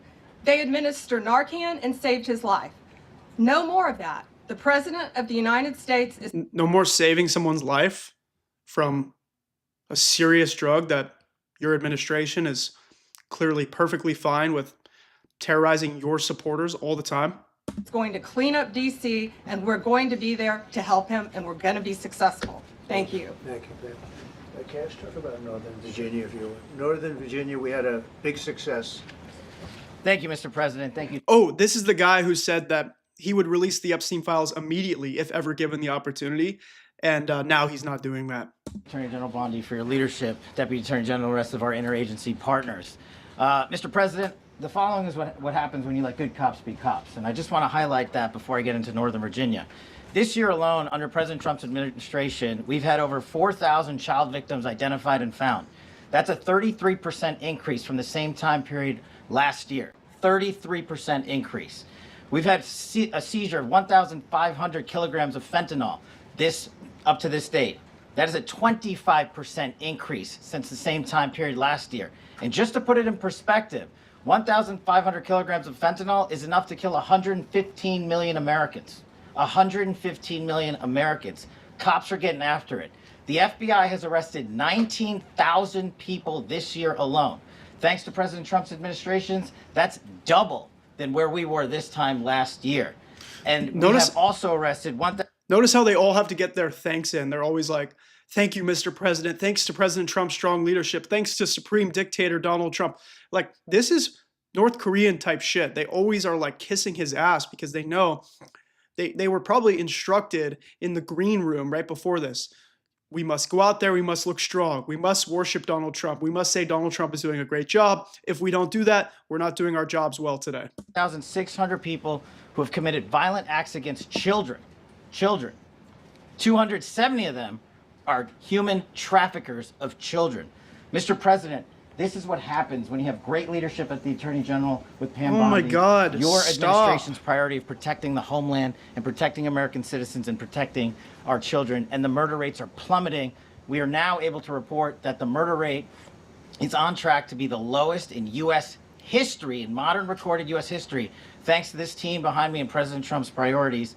And how do we do it? And what are we going to bring to D.C.? What we did in Northern Virginia, thanks to Terry Cole and Governor Youngkin and the team, we stood up a task force out in my Northern Virginia field office, and we said, let's let good cops be cops. Let's get them the intelligence and what they need, and let's get the red tape out of their way, and let's get DOJ partnered up with us to bring great prosecutions. And that's exactly what we did. In 1 month, we arrested 545 violent felons. 545 in the state of Virginia, thanks to Governor Youngkin's partnership. And that simplicity in law enforcement is what's coming to Washington, D.C. When you let good cops be cops, when you give them the intel they need, when you work with our Homeland Security Task Force, when you work with Terry and Gaddy and I go way back to Miami, these guys are great leaders of the respective departments and law enforcement capacities. And when you have the DOJ and President Trump driving behind this mission, we are going to clean up Washington, D.C., and we're going to do it the right way, the lawful way, and we're going to make sure Washington, D.C. is safe again. Thank you, Mr. President. Thank you, Attorney General. Thank you very much. Good job. Thank you, Cash. So the process begins right now. It actually started over the weekend. We confronted a lot of very bad people, but it's going to be something that will be pretty amazing to you as you watch it. And I think most of you say it's a beautiful thing to do it right. We're going to be removing homeless encampments from all over our parks, our beautiful, beautiful parks, which now a lot of people can't walk on. They're very dirty. People hear that and they're like, wow, Trump is getting rid of the homeless. He's removing the homeless. Where are they going to go? You're not going to make them invisible. They're most likely just going to push them into a democratic state, and they're going to say, you deal with it. And then they're going to show pictures of that state, and they're going to go, look at all these homeless people. Well, they were hanging out outside your house Donald Trump? How come you didn't give them a room? How come you didn't give them a room? You're spending hundreds of millions of taxpayer dollars to beautify the White House, but you won't spend any money on the American people? You won't help build more housing? We got a lot of problems, but we've already started that. We're moving the encampments away, trying to take care of people. Some of those people, we don't know how they even got there. Some of those people are from different countries, different parts of the world. Nobody knows who they are. They have no idea, but they're there. We're getting rid of the people from underpasses and public spaces from all over the city. There are many places that they can go, and we're going to help them as much as you can help. But they'll not be allowed to turn our capital into a wasteland for the world to see. The Metropolitan Police Department and the federal authorities will be supported in the effort, a really big effort, the 800 DC National Guardsmen that we'll put on, and much more if necessary, much more. You remember I said, I offered 10,000 once. Remember I said to a certain person, person who I thought always was highly overrated, not very competent. But I said, if you need them, we'll give you 10,000 of the military or the National Guard. They turned me down. But if necessary. Is he talking about January 6th right now? Is he continuing this spin, this fake story about how he offered the National Guard to come in and help on January 6th, even though he was the one watching McDonald's in the Oval Office, watching the news, eating McDonald's? Apparently he got so mad he like threw ketchup at the wall. This is all reported. This is all documented, by the way. A lot of people didn't tune into the J6 committee, but they showed all of it. Necessary, we're going to move service members directly to joining the Guardsmen, and that'll take place very rapidly, and that'll be done in conjunction with Pam and with Pete and everybody else.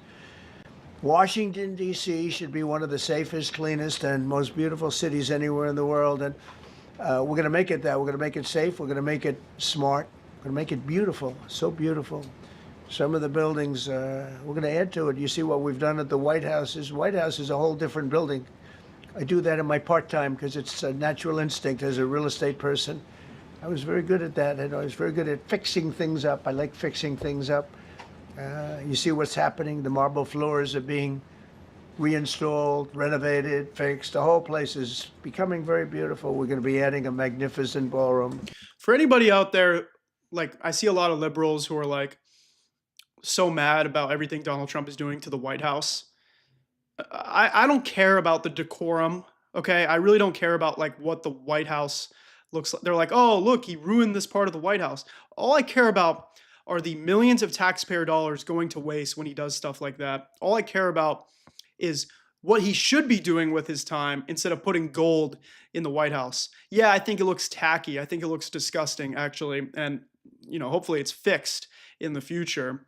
But I don't get as mad about him doing things that are just kind of pointless. I'm just mad at him wasting time, wasting his opportunity as president of the United States to actually do something to help the American people. How about make housing more affordable? That seems to be a common theme here because you're talking about rounding up homeless people, and then in your free time, you're working on building the White House gold statue or whatever the hell you're doing next. Most beautiful ballroom, I think, anywhere. We need it. I would have certainly loved to have had it today. I think we would have filled it up. A lot of you are standing outside, can't get in this room. I've never seen the room like this, which tells me that you want to talk about, I mean, this was a D.C. news conference. It tells me that you want to talk about crime in D.C. and beautification of D.C., but I'm going to put that's easy. I think they want to talk about the Epstein files. Just saying. I hope somebody asks him about that, but I don't think they will today because the power of this fascist state might not let them. And I think, frankly, fixing the crime with the pros, fixing the crime is easy too. A person who I've known for a long time, and she's been incredible. She was a fantastic, one of the best ever district attorneys in New York. She was in Westchester, and she became a judge, very successful judge. And then she went into show business because she was such a good DA and such a good judge, tough judge, but fair, always fair. Nobody ever complained about that, but she was tough. And because of that and her reputation, she went into showbiz. So a lot of people don't, they think of Janine as showbiz. Actually, showbiz was not her thing. And she did great. She was on along with a couple of other of my friends on the #1 show, and she did great. But this is what she loves doing. This is really her baby. What she's going to do is going to be incredible.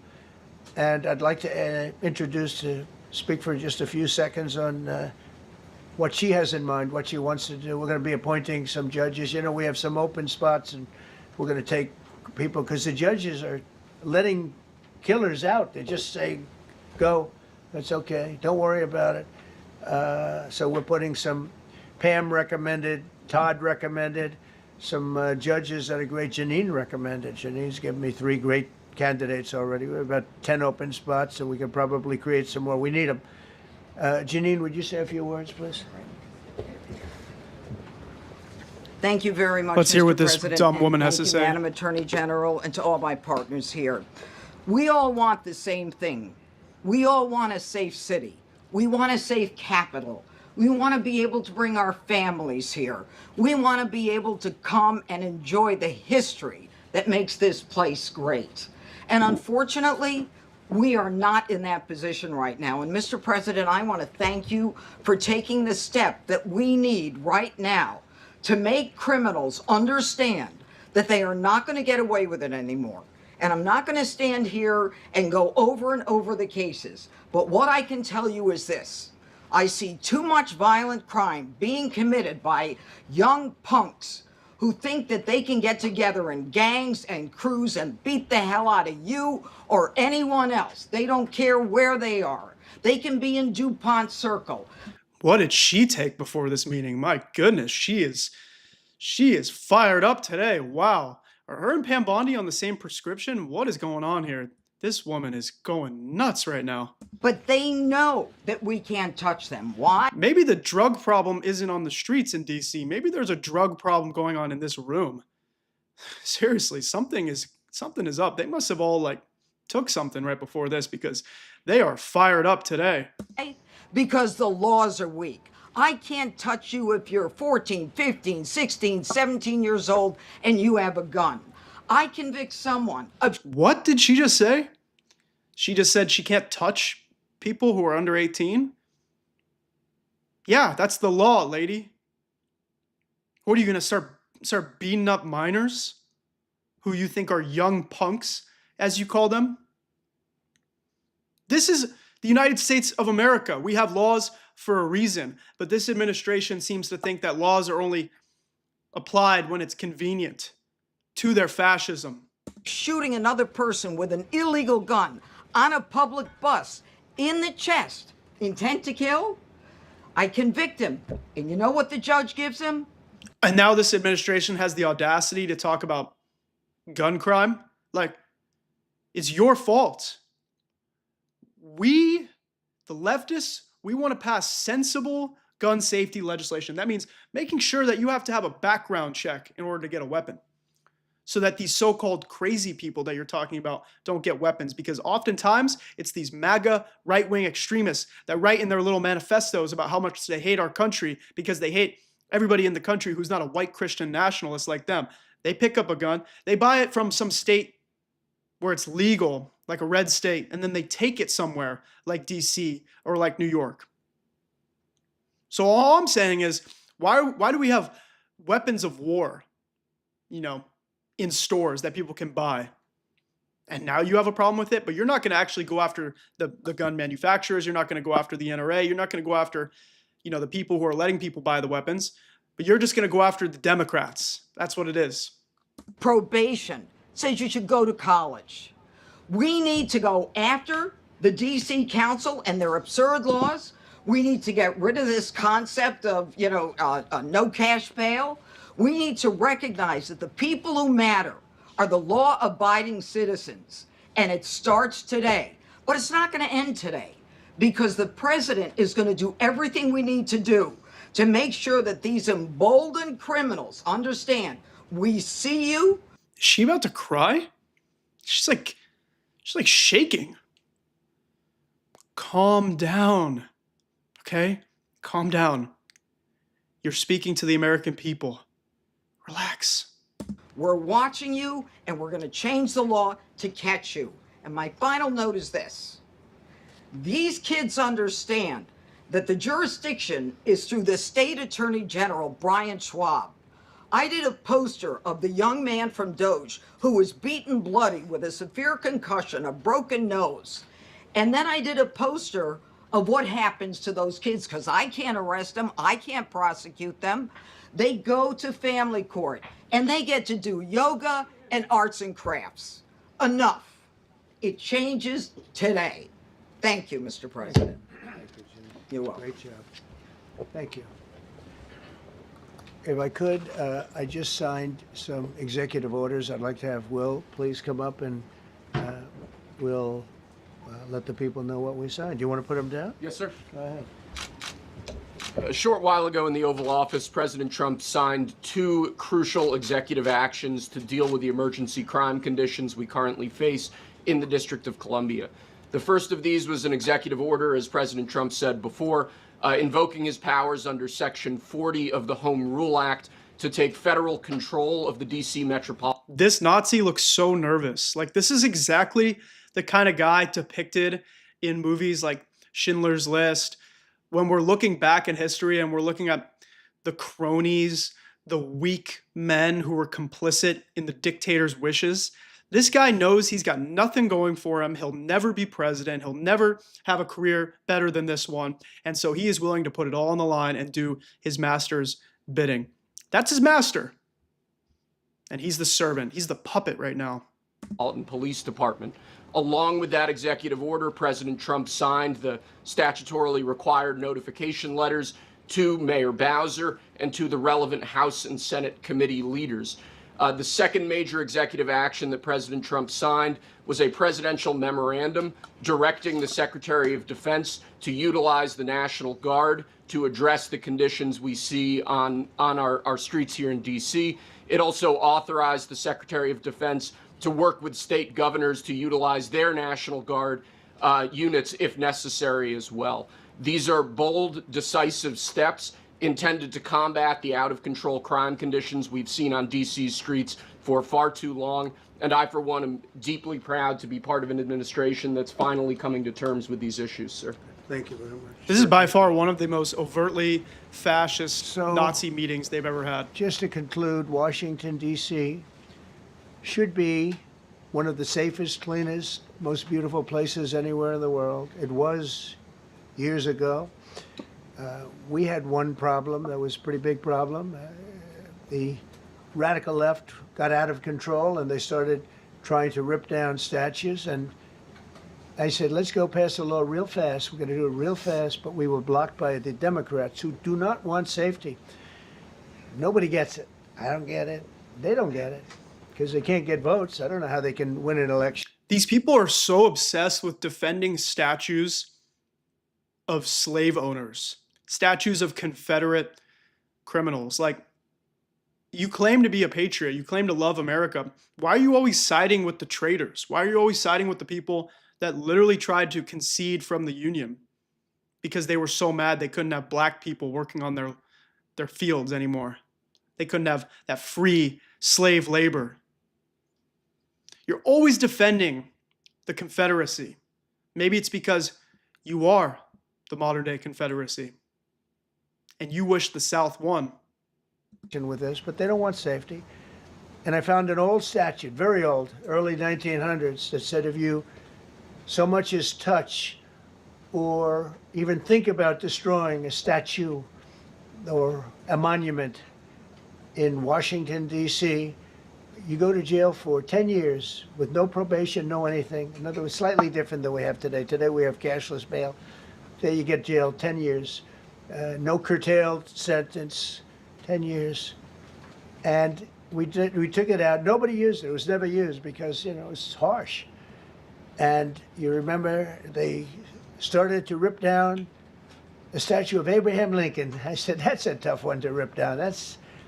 He was pretty good, Pam. I think he was pretty good. When the ropes started going around. He was pretty good. He's the only president that's done more for black people than Donald Trump. And sometimes Trump even says he's done more for black people than Abe Lincoln.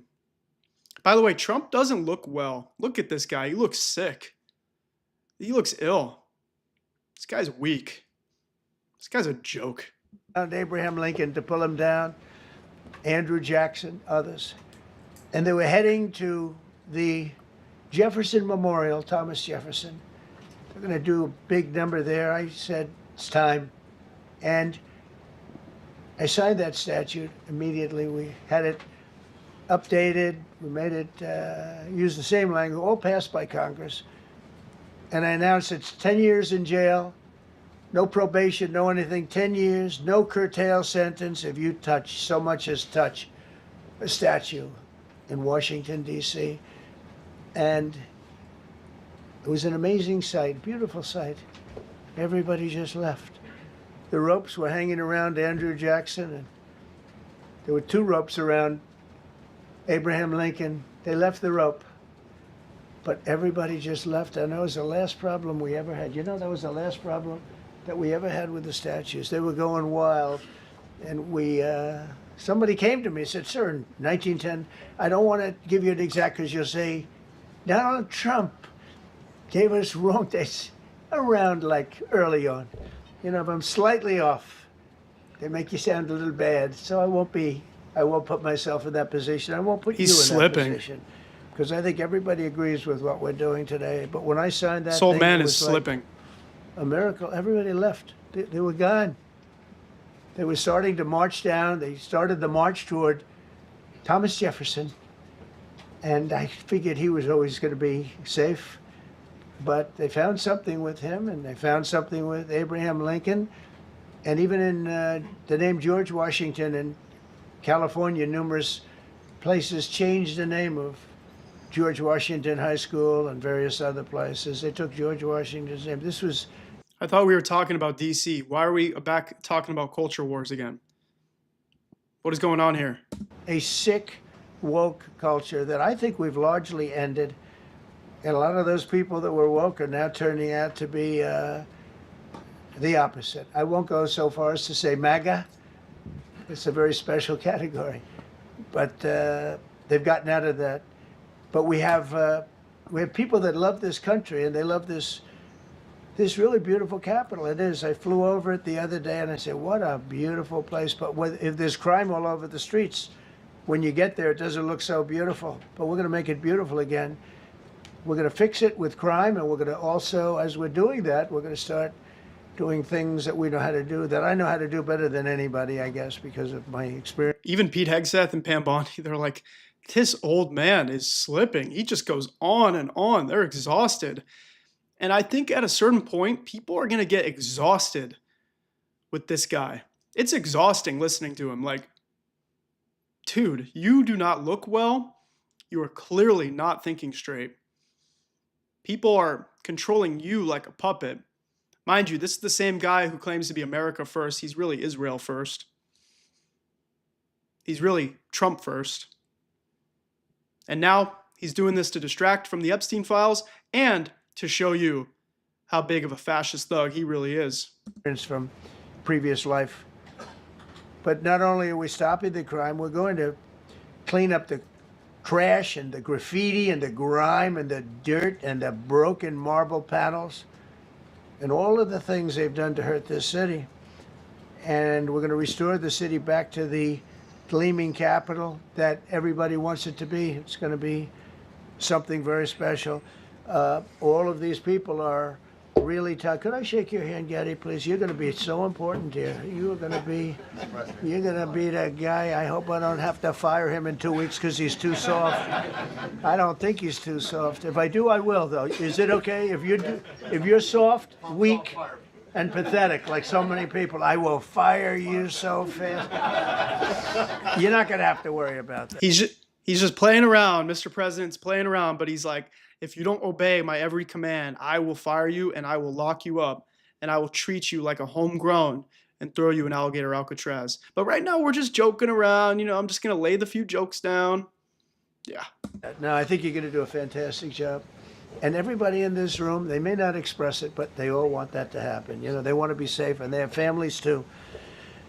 So it's an honor to have such a large group. I've done this for years now, hard to believe. I've never seen this room so packed. In fact, I'm sure it's a violation of every fire code.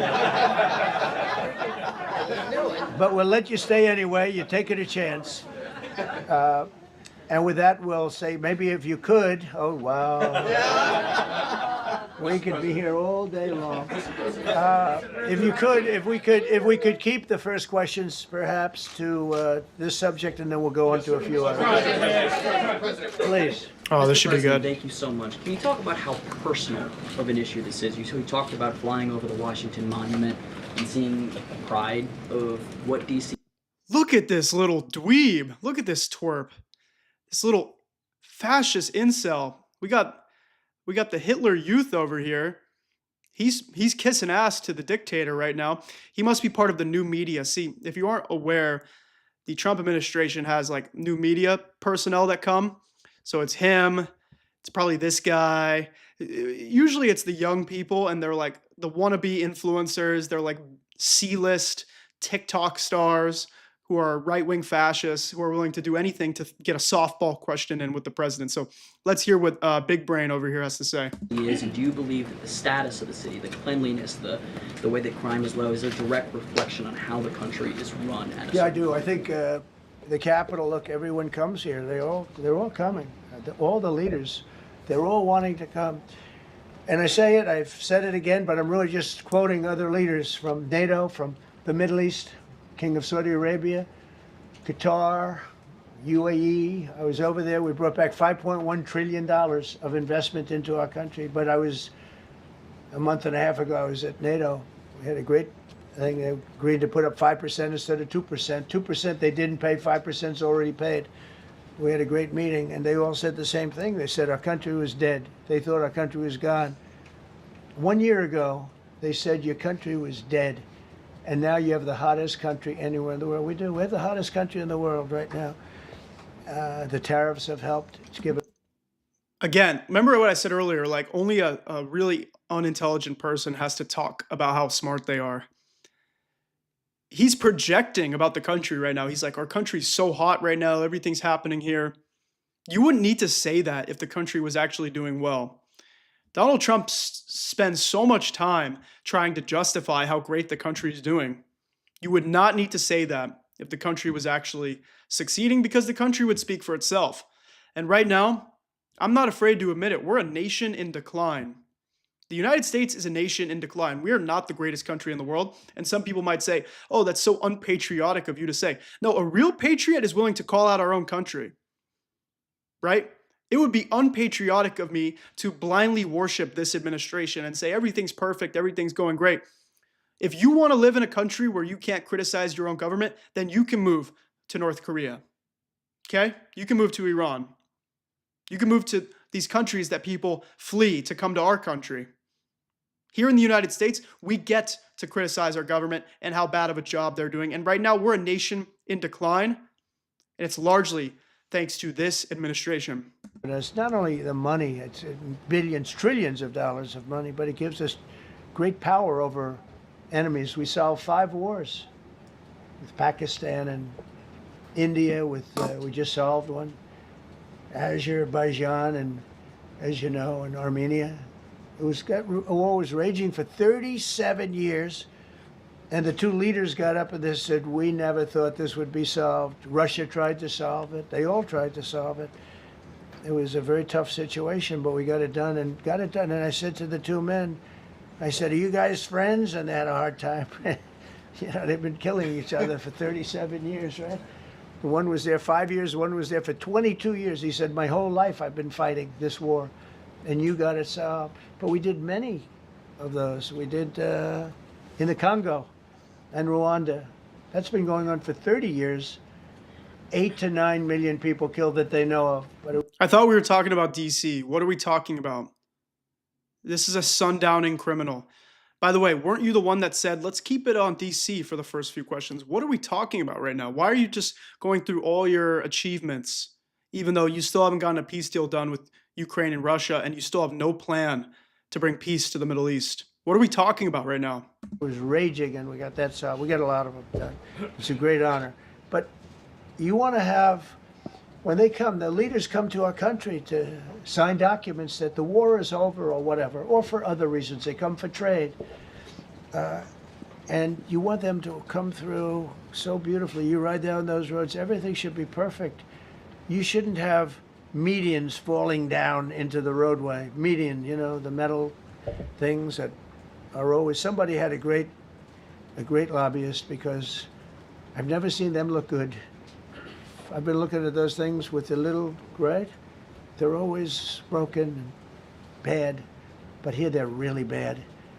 And we're going to either put new or fix it. And it's not expensive. It's not really expensive. And we're going to fix our roads a little bit. We're going to clean up our sidewalks. You have countries where every Saturday, the people go out and they wash their sidewalks in front of their stores or their houses. They scrub their sidewalks. So we aren't quite at that level yet, I don't think. Gaddy, we're not quite there yet, but maybe we will. They go out and they scrub. I think it's so beautiful to hear that. And I'd like to see Trump scrub something for once in his life. Hopefully one day he's scrubbing the walls of a prison. to see those stories, but we're going to make it clean. But just to finish with your question, it's a very, very strong reflection of our country.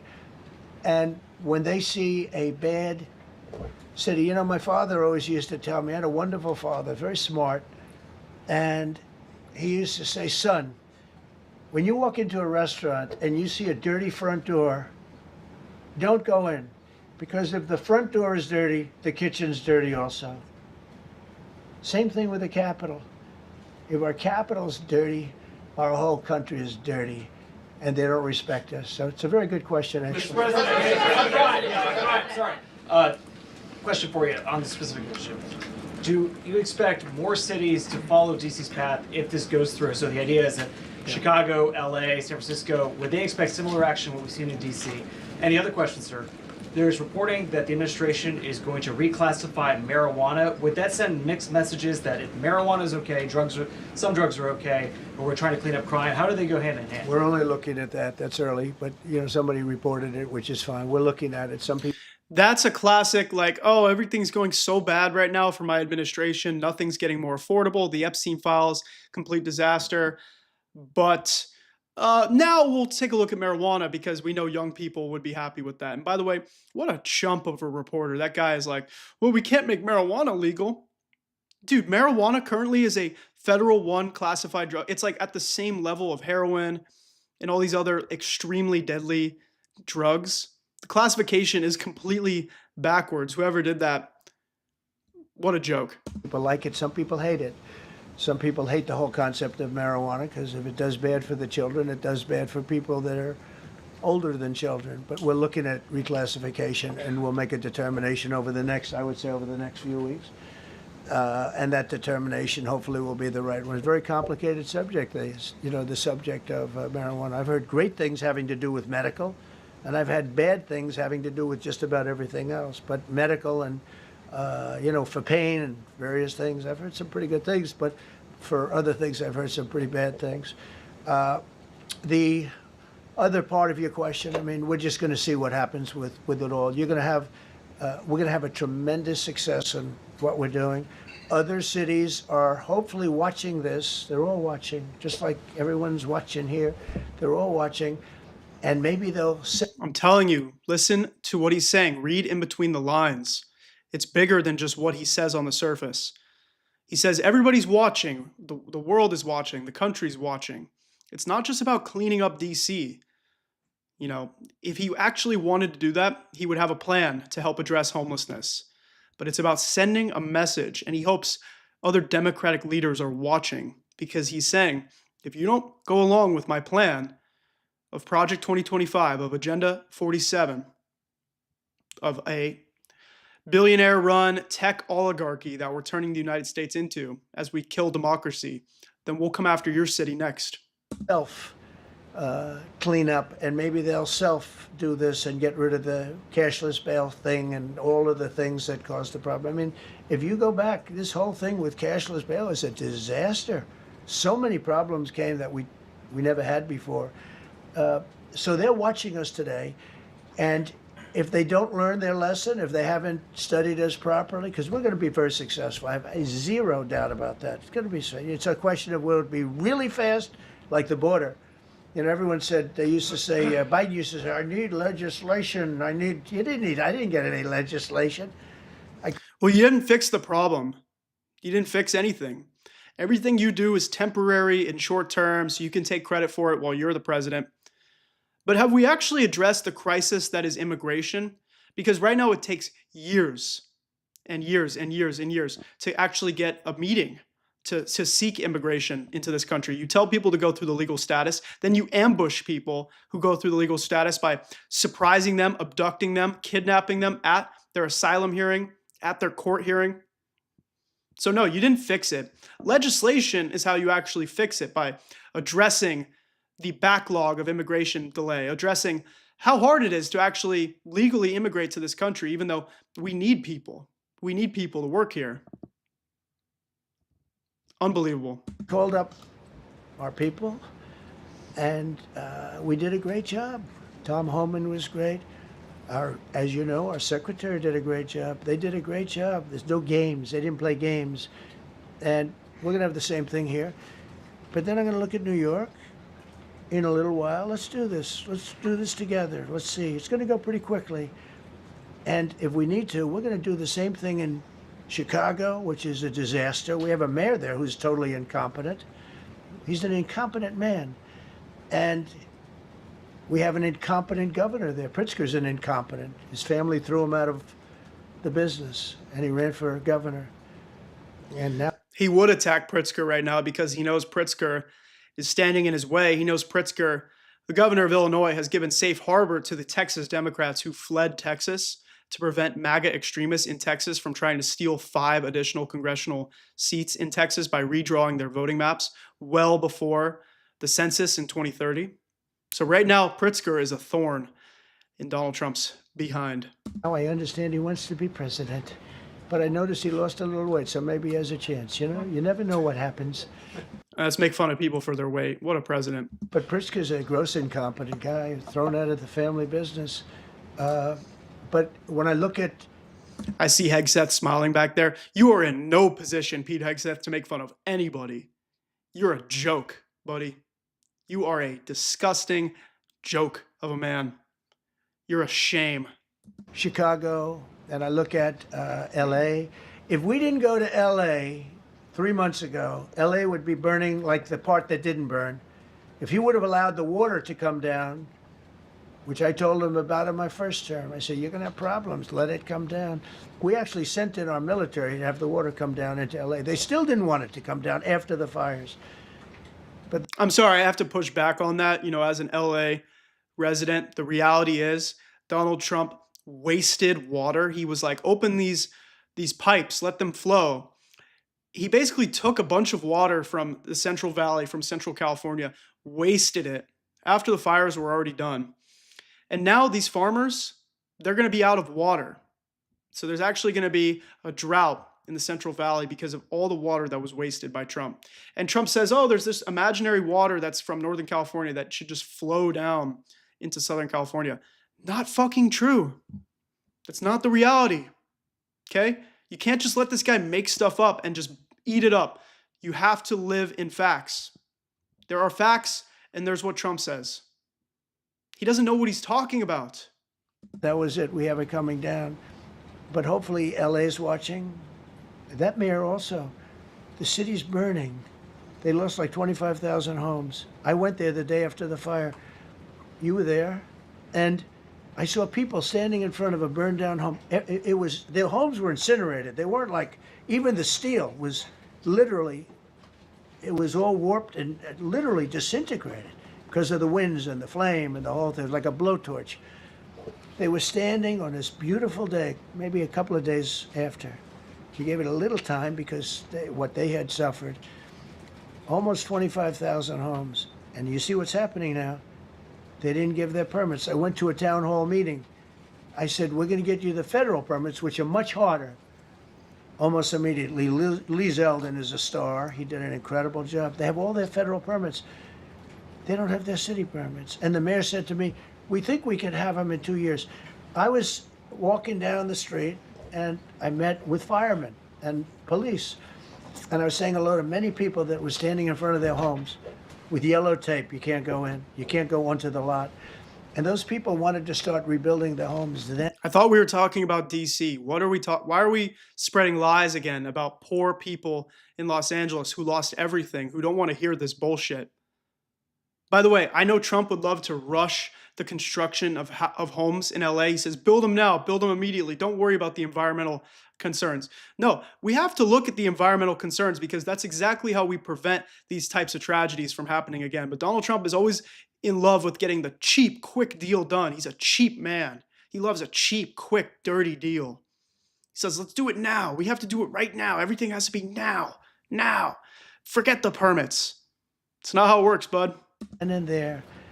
And the mayor said we should be able to get them the permits within 2 years. I said, that's a shame. 2 years? Are you kidding? I'm going to get them the federal permit. I'll say it again, by the way, if you're on TikTok, 127 of you, come over to YouTube. Come watch on YouTube right now. I've got this pulled up so you can actually watch what I'm looking at. We're going to cover a bunch of stuff that's happening today. Link in my bio. Come over to YouTube. You can also go on YouTube, just type in Josh the Progressive. You'll see me. We're growing a show there. It's called The Progressive Pulse. Hope to see you there. Almost immediately, 2 years. And she drew it back, well, maybe 1 year. The place was booing her out of the place. They don't have their permits to build their homes. And now they're talking about this is among the most beautiful areas in the country. Now they're talking about putting low-income housing there. Can you believe this? I love low-income housing. I made money with low-income housing. I built low-income housing. I know more about low-income housing and luxury housing. I know about everything real estate. They want to replace some of those homes with low-income housing. They haven't gotten their permits yet. We've gotten all the federal permits, which are much tougher to get, and it was done almost immediately through Lee Zeldin and Federal Environmental.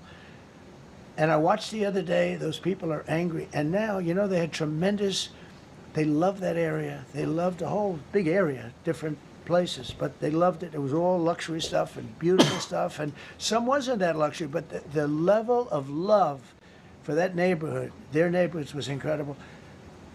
And you know what? I watched people on television, they want to go, they want to leave. They've lost their spirit, they've lost their heart, because the mayor's incompetent. And Gavin Newsom, I thought we were talking about DC. What are we talking got about? a good line of bullshit, but that's about it. He's incompetent. And you have Los Angeles is, it's amazing. I called, the first thing I did, I got the Olympics to go there. I was the one that got it. And by a rare thing that happened. Oh, I'd be surprised if the Olympics actually take place in 2028 in Los Angeles. I don't think the rest of the world wants to come to this country right now. I don't think people want to travel from around the world to this country because people are afraid that they come here, they're going to get rounded up, they're going to get arrested, they're going to get locked into some internment camp that Donald Trump has created.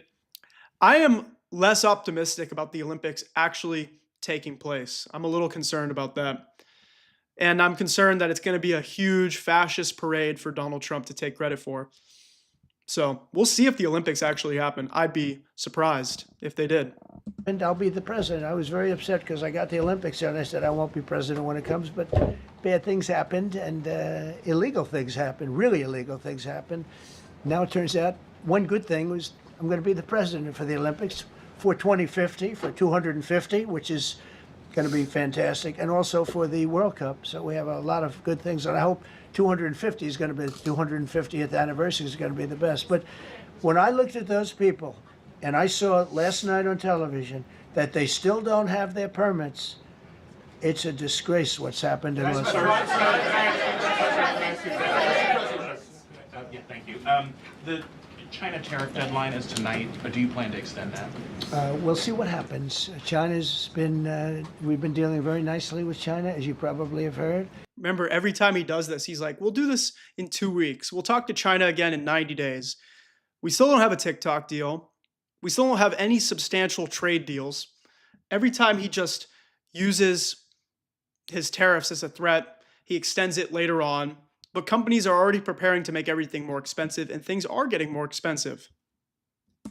They have tremendous tariffs that they're paying to the United States of America. And we'll see what happens. They've been dealing quite nicely. The relationship is very good with President Xi and myself. President, you mentioned your upcoming meeting with President Putin. Can you tell us what you hope to get out of that and whether you'll consider inviting President Zelensky to join? So you have to understand, this is a war that should have never happened. This is a war that wouldn't have happened if I were president. It would have never happened. It was the apple of his eye. I got along very well with President Putin.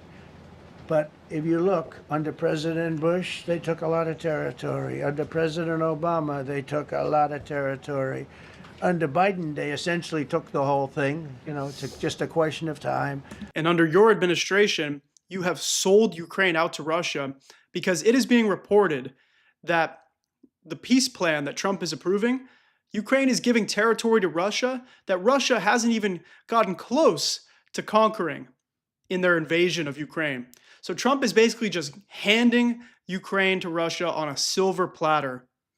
And he's doing this after berating Zelensky publicly and basically just exploiting Ukraine for their resources now. Great job, Mr. President. Awesome deal.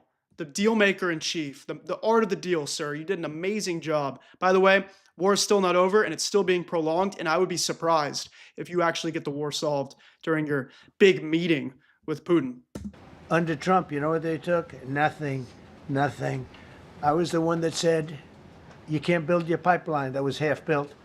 I came in, I stopped the pipeline. It's called Nord Stream 2. Nobody knows that, you know? Nobody ever heard of Nord Stream 2. You might have not even heard of it. Biggest pipeline in the world. I stopped it.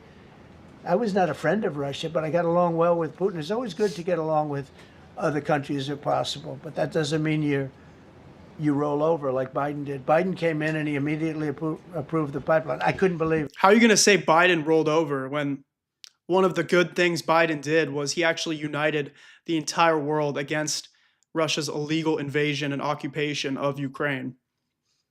And yet you're the one that is literally rolling over like a pussy for Putin. You're a pussy, bro. Trump is a bitch. Him and JD Vance. And I don't use those words lightly. But then they say, Trump wasn't tough on Russia. I wasn't tough. I was the toughest. Putin said, if you're not tough, I would hate like hell to see you. I stopped the biggest economic development job, the biggest job that Russia had ever built. I stopped it. It was dead.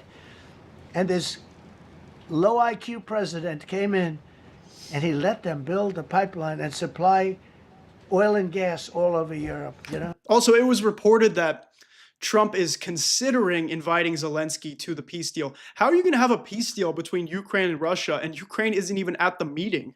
That's how you know that they're just selling out Ukraine. And it's all because Donald Trump made a promise that he was going to solve the war on day one. Obviously, that was hyperbole, but he meant that he was going to get it done so magically because peace through strength and no new wars.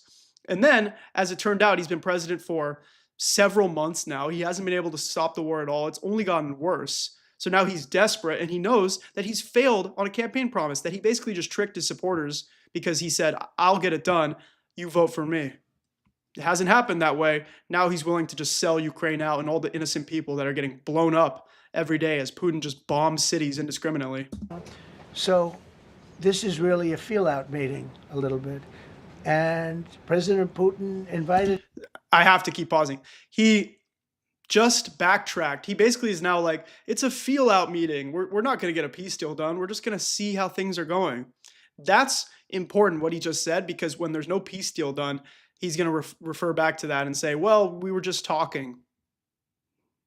He knows there's not going to be a peace deal. Let's be real. Let's be serious, people. Me to get involved. He wants to get involved. I believe he wants to get it over with. Now, I've said that a few times, and I've been disappointed because I'd have like a great call with him, and then missiles would be lobbed into Kiev or some other place, and you'd have 60 people laying on a road dying. I said, that's cold, but it's a violent war. 5,000 to 7,000 people a week are dying. And you know, there's nobody from here. They're all Russian and Ukrainian people, and some people from the cities, much smaller number, but still, those missiles do damage and they kill a lot of people, but mostly soldiers. And they're young soldiers, although in the case of Ukraine, they're getting much older. They're drafting 60-year-olds now. It's a terrible thing to witness, and I think I have an obligation. Look, this is Joe Biden's war. This is not my war. I made a deal with NATO a month ago. You covered it very accurately, actually. We don't pay anything anymore. You know, we're not paying anything. They are buying things from us, and NATO is paying us. I got it raised from 2% of GDP to 5%. And they're paying us for everything that we send. We're not paying. But Biden approved $350 billion. Europe has spent $100 billion. The money that's been spent and the death is incredible. It's the worst thing that's happened, by far the worst that's happened since World War II.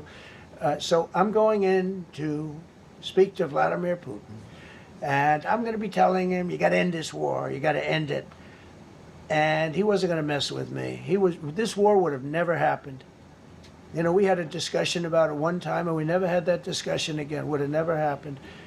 And when the election was rigged, and then Biden took office, which was barely took office, the auto pen took office, bad things started happening. Bad things, stupid things were said. And it ended up in a war. And you know, and I don't believe this will happen anymore because I have that pretty well covered. This could end up in a third world war. This could have been a third world war. I don't think that's going to happen now. But I thought it was very respectful that the president of Russia is coming to our country as opposed to us going to his country or even a third party place. But remember earlier in this press conference, he was like, oh, I'm going to meet Putin in Russia. A slip up, sure. But we know Russia would love to have Alaska back as part of Russia.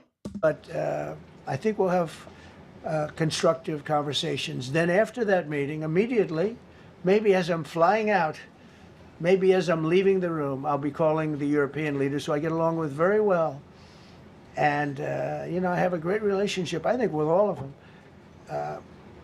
And I get along with Zelensky, but, you know, I disagree with what he's done. Very, very severely disagree. This is a war that should have never happened, wouldn't have happened. But I'll be speaking to Zelensky. The next meeting will be with Zelensky and Putin, or Zelensky and Putin and me. I'll be there if they need, but I want to have a meeting set up between the two leaders. I was a little bothered by the fact that Zelensky was saying, well, I have to get constitutional approval. I mean, he's got approval to go into war and kill everybody, but he needs approval to do a land swap. He thinks Zelensky's doing the killing, or at least that's what he wants his supporters to think. He's like, Zelensky's the one like blowing up cities in Russia.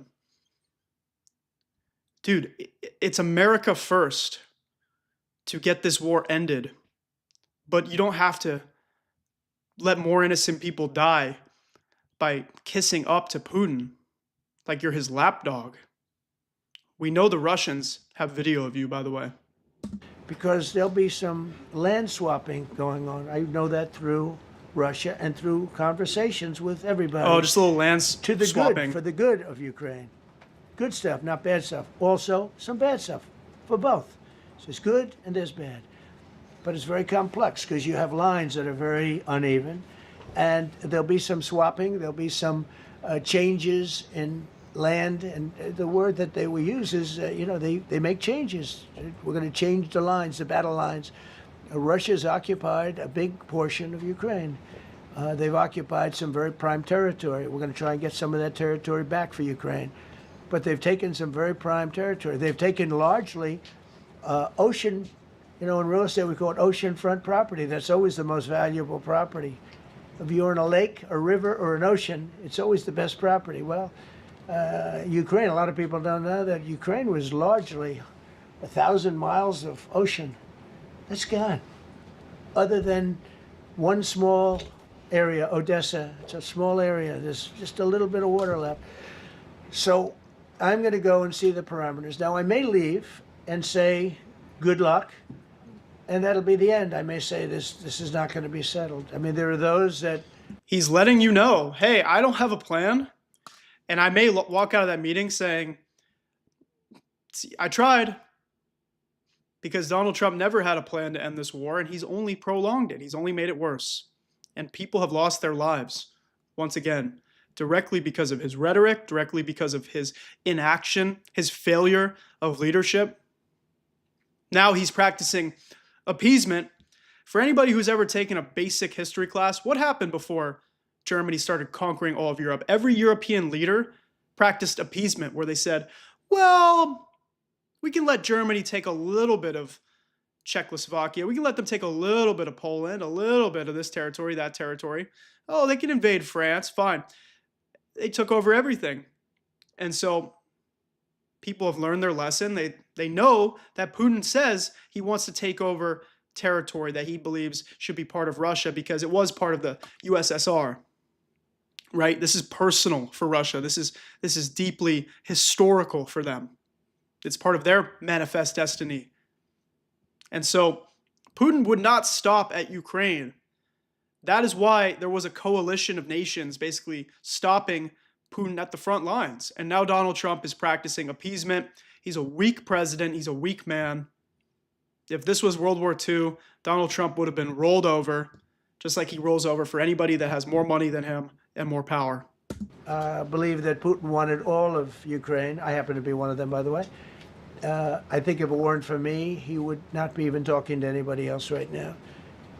But I'm going to meet with him. We're going to see what the parameters are. I'm then going to call up President Zelensky and the European leaders right after the meeting, yeah. And I'm going to tell them what kind of a deal. I'm not going to make a deal. It's not up to me to make a deal. I think a deal should be made for both. I think Russia has to get back into building their country. It's a massive country. I think they have 11 time zones, if you can believe it. It's a massive, it's by far, from the standpoint of land, it's by far the largest. They have tremendous potential in Russia to do well. They're not doing well. Their economy is not doing well right now because it's been very well disturbed by this. It doesn't help when the President of the United States tells their largest or second largest oil buyer that we're putting a 50% tariff on you if you buy oil from Russia. That was a big blow. And then they say, gee, he wasn't so tough. Nobody else would have done that. And I haven't stopped there. I mean, look, I was all set to do things far bigger than that, but I got a call that they'd like to meet, and I'm going to see what they want to meet about. I'd like to see a ceasefire. I'd like to see the best deal that could be made for both parties. You know, it takes two to tango, right? So ultimately, I'll have a meeting next week. I had a great relationship with him, considering the fact that I was not nice to him because of the pipeline. I ended the pipeline. I also gave the javelins. Do you ever hear of a javelin? Javelin is called a tank buster. He's just yapping right now. Obama gave them sheets and I gave them javelins. If it weren't for me, all those tanks that were destroyed at the first... I'm only finishing this because we've gotten through so much of it. We might as well get to the end. But he is just yapping. This sick old man. Days of the war, because the tanks got stuck in the mud. Some commander made a better they would have been in Kiev in 4 hours going down the highway. But a Russian general made a brilliant decision to go through the farmland instead. And they just had torrential rains, and the rains were so bad, and it was mud, and those tanks got stuck in the mud. I don't know who that general is, but knowing Vladimir, he's probably not around any longer because all those tanks were stuck in the mud and they went along with the javelins. I gave them the javelins. You know that, right? I gave them javelins. They gave them sheets. But I'm going to meet with President Putin, and we're going to see what he has in mind. And if it's a fair deal, I'll reveal it to the European Union leaders and to the NATO leaders and also to President Zelensky. I think out of respect, I'll call him first. What do you mean out of respect? You're selling out their country so that your cult here in the United States can be happy that Donald Trump ended the war, even though you're prolonging it. You literally just said, by the way, let this be known for the record, he literally just said, if he's not happy, good luck. He's not going to help anymore. And that would be Donald Trump basically just saying he can't do it. He can't get a peace deal done. And I'll call them after. And I may say, lots of luck, keep fighting. He's saying it again. Or I may say we can make a deal. If not, I will tell you this. I've seen a poll coming out of Ukraine. 88% of the people would like to see a deal made. And if you go back 3 years, everybody was gung-ho for war. You know, everybody's gung-ho for war until you have it. It's an amazing thing. I had it with a couple of countries where I couldn't get a deal done with one particular country. And I just couldn't. The guy's great. He's a friend of mine. Great. Good leader. Tough as hell. I couldn't get the deal done. Who was he went talking into about? war for a short period of time. You know where I'm talking about. First term. And it was nasty. Guys being killed all over the place. And he went through 1 week of war, and I was able to get the deal done. He said, "This is nasty." Yes, please. Yeah, just to follow up on what you were saying there. First of all, Volodymyr Zelensky is not invited on Friday? He wasn't a part of it. I would say he could go, but he's gone to a lot of meetings. You know, he's been there for 3.5 years. Nothing happened. How are you going to have a meeting between Ukraine and Russia's war and you don't have somebody from Ukraine there? It's just evidence that Donald Trump is ready to just sell Ukraine to Russia. Watch how this plays out, folks. And what is the definition? I mean, do you want somebody that's been doing this for 3.5 years? What's the definition of a good deal? I'll tell you after I hear what the deal is. Because there could be many definitions. You know, you're talking about a very large and complex situation. Now, I tell you, the war that I just settled with Azerbaijan and with, as you know, and Armenia was almost as complex as this one, having to do with routes, trade. Meeting on Friday with Vladimir Putin. Well, we're going to have a meeting with Vladimir Putin, and at the end of that meeting, probably in the first 2 minutes, I'll know exactly whether or not a deal can be made. How will you know that? Because that's what I do. I make deals.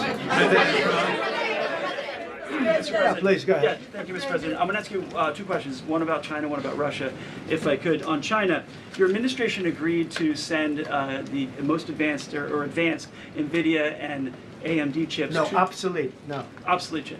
Well, and then 15% of the You profits mean the come back. 20s? No. This is an old chip that China already has. And I deal with Jensen, who's a great guy, and NVIDIA. The chip that we're talking about, the H20, it's an old chip. China already has it in a different form, different name, but they have it. Or they have a combination of two will make up for it and even then some. Now Jensen's a very brilliant guy, and Jensen also has a new chip, the Blackwell. Do you know what the Blackwell is? The Blackwell is super duper advanced. I wouldn't make a deal with that, although it's possible I'd make a deal, a somewhat enhanced in a negative way Blackwell. In other words, take 30% to 50% off of it. But that's the latest and the greatest in the world. Nobody has it. They won't have it for 5 years. But the H20 is obsolete. You know, it's one of those things, but it still has a market. So I said, listen, I want 20%. This guy knows nothing about the future. He has no idea how the future is going to take place. You saw him get in a Tesla car. He was like, wow, the Tesla has a computer. Wow.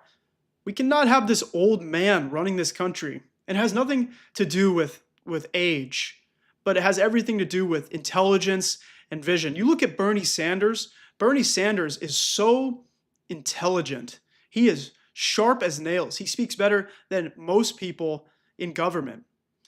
And he has such a clear idea as to how to make the country better, how to make housing affordable, how to make healthcare accessible to everybody. And you've got this guy up here rambling about chips that he knows nothing about, throwing out random numbers, random percentages, and people just eat this up.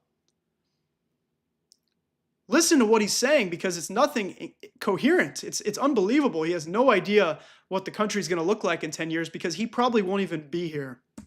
If I'm going to prove this for you, for the country, for our country, for the U.S., I don't want it myself. You know, every time I say like 747, I want, yeah, for the Air Force. So I just wanted, so when I say I want 20, I want for the country. I only care about the country. I don't care about myself. And he said, would you make it 15? So we negotiate a little deal. So he's selling a essentially old chip that Huawei has a similar chip, a chip that does the same thing. And I said, good, if I'm going to give it to you, because they have a, they have a stopper, what we call a stopper. Someone in my chat says Sanders was bought and paid for. No, Donald Trump was bought and paid for. Donald Trump said he would drain the swamp. He is the swamp. This is the swamp. Elon Musk gave Donald Trump $250 million to become president. Donald Trump is controlled by the same Israel lobby, by the same gun lobby, the same military industrial complex. He says he's for no new wars. He will gladly take a war to stay in power for as long as he can. He is the swamp. He is bought and paid for. He is the puppet, by the way. Right now, there are billionaire tech oligarchs like Peter Thiel. They want to have power forever. J.D. Vance, he's basically their spokesperson now. He's handpicked by these wealthy tech oligarchs to be the next face of the United States, to do the bidding for the billionaire class. Not allowed to do it. It's really known as a restrictive covenant. And I said, if I'm going to do that, I want you to pay us as a country something, because I'm giving you a release. I released them only from the age 20. Now, on the Blackwell, I think he's coming to see me again about that.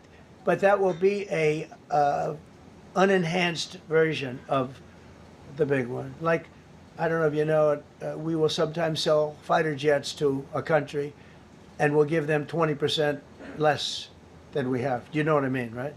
That's the same. So on Russia,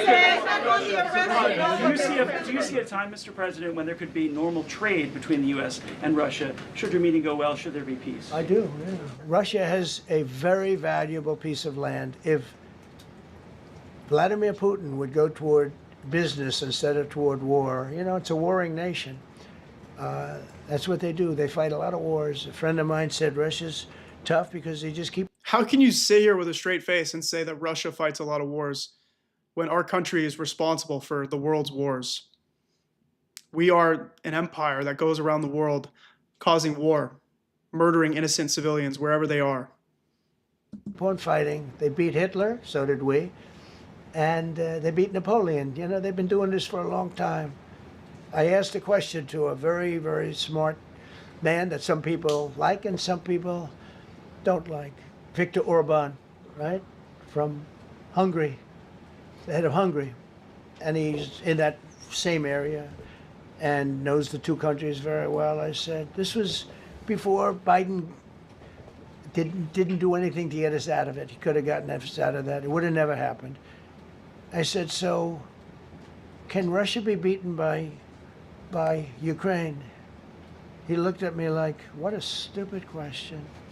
He said, Russia's a massive country, and they win their country, and they win their life through wars. They fight wars. That's what they do. He said, China beats you with trade. Russia beats you with war. That was a very interesting statement. China's not beating us with trade, not when I'm in charge, but they were beating Biden with trade, but they never beat us with trade. Don't forget, China had to pay $400 billion worth of tariffs when I was last time. That was last time. And if we didn't have COVID, all of this stuff we would be loaded. We're finding hundreds of billions of dollars of cash is pouring into our country now because of tariffs. And all we're doing is we're doing what they do to us. It's so beautiful to see it. They found last month, as you saw, $25 billion of excess cash flow. They say, where did it come from? I said, I'll tell you where it came from. It came from a place called Tariffs, and we're doing very well. A Place Called Tariffs, one of my favorite books, Mr. President. I love that book. Love that film. A Place Called Tariffs. You do realize that we are going to spend higher prices because of the tariffs. The country's not getting rich off of this. The people are going to lose money. Really doing well, but I expect to have a meeting with Putin that I think it'll be good, but it might be bad. And I'm here for one reason, to get rid of a war that somebody else... I'm here for one reason. I ran for president because if I didn't win, I was going to prison. I finished it for him. Started. Should have never happened. And if I could end it, great. Complex war, a lot of bad blood, But Zelensky's been there for 3.5 years, so if you put him in a room... Now, I will say this. Ultimately, I'm going to put the two of them in a room. I'll be there or I won't be there. And I think it'll get solved. Yeah, please be happy. Thank you, Mr. President. Excuse me, I'm going to suggest, because could you Do you have any other questions on DC? Because I don't want them to be. Wait. These are incredible people. I don't want them to be standing up here on subjects that. Does anybody have a question of them? And then you guys can leave. Okay, a question. Brian, go ahead. Thank you, Mr. President. All right. And by the way, this is only on DC, and then they're going to leave because it's unfair to have them stand up here all day long. I agree. Brian. I've got two questions for you. First, about DC. This is personal for me as well. Last year, I was robbed on the streets by one of these teenage thugs. Had a gun, got away with it. What a psychopath, this guy. This guy is crazy. Wow. Let's talk about the effort that between law enforcement, prosecutors, and judges, because it's a... By the way, if you're watching on TikTok, come over to YouTube. You can watch the live press conference. We're going to react to the whole thing. There's only about 10 minutes left, but come over to YouTube right now. Link is in my bio. You can chat directly in YouTube as well. That'll help share what's really going on. So come to YouTube. You know, recycling belt, like these kids go, they don't fear the police. They know it. If you talk about how we've got to get these judges and put these kids behind bars. What is your question? What is this propaganda? What is going on? What has happened to our country? Adult crimes deserve adult penalties. And my second question, I'll after you answer that, please. You want me to answer? Or whoever wants to take it. Okay, it's real. Do you want me to answer it? Go ahead. Here's the problem. Assuming that they're 17 years, older than 17 years old, I can get the case. If they're under 18 years of age, I can only get the case if it's murder, rob one, rape, or even if they shoot a gun but don't kill you, I can't get it. So the law has to be changed. As the president said, cashless bail. That has to be changed. All right, then even assuming I get the case, I get jurisdiction, I get a conviction, the DC Council has given the judges the ability to give probation on shootings. And so then it's up to them. All of these things, the Youth Rehabilitation Incarceration Reduction Act, and now they want to seal records. So if we work hard... By the way, the guy who asked that question, that's the same guy when Zelensky was in the meeting. He's like, how come you don't wear a suit? You don't wear a suit to the White House. We get a conviction, they want to wipe it out. So that needs all to be changed. Okay, Mr. Question. Pam, would you answer that also? Yeah, and just back to that topic. Let's be clear though. We're going to charge them and we're going to track every single thing they do throughout every step of the court process. Didn't you also say you were gonna release the Epstein files? Aren't you the person in charge of releasing those files? Didn't you say they were on your desk? Look at this dragon. What a scary creature. Didn't you say that the Epstein files were on your desk? Didn't you have this whole publicity event where you had wannabe influencers, C-list MAGA celebrities come to the White House? Everyone was holding up little binders that said, phase 1 of the Epstein files. Wasn't that you who said that? So if the files don't exist, then how can we take anything you say seriously? Want to know the answer? We cannot.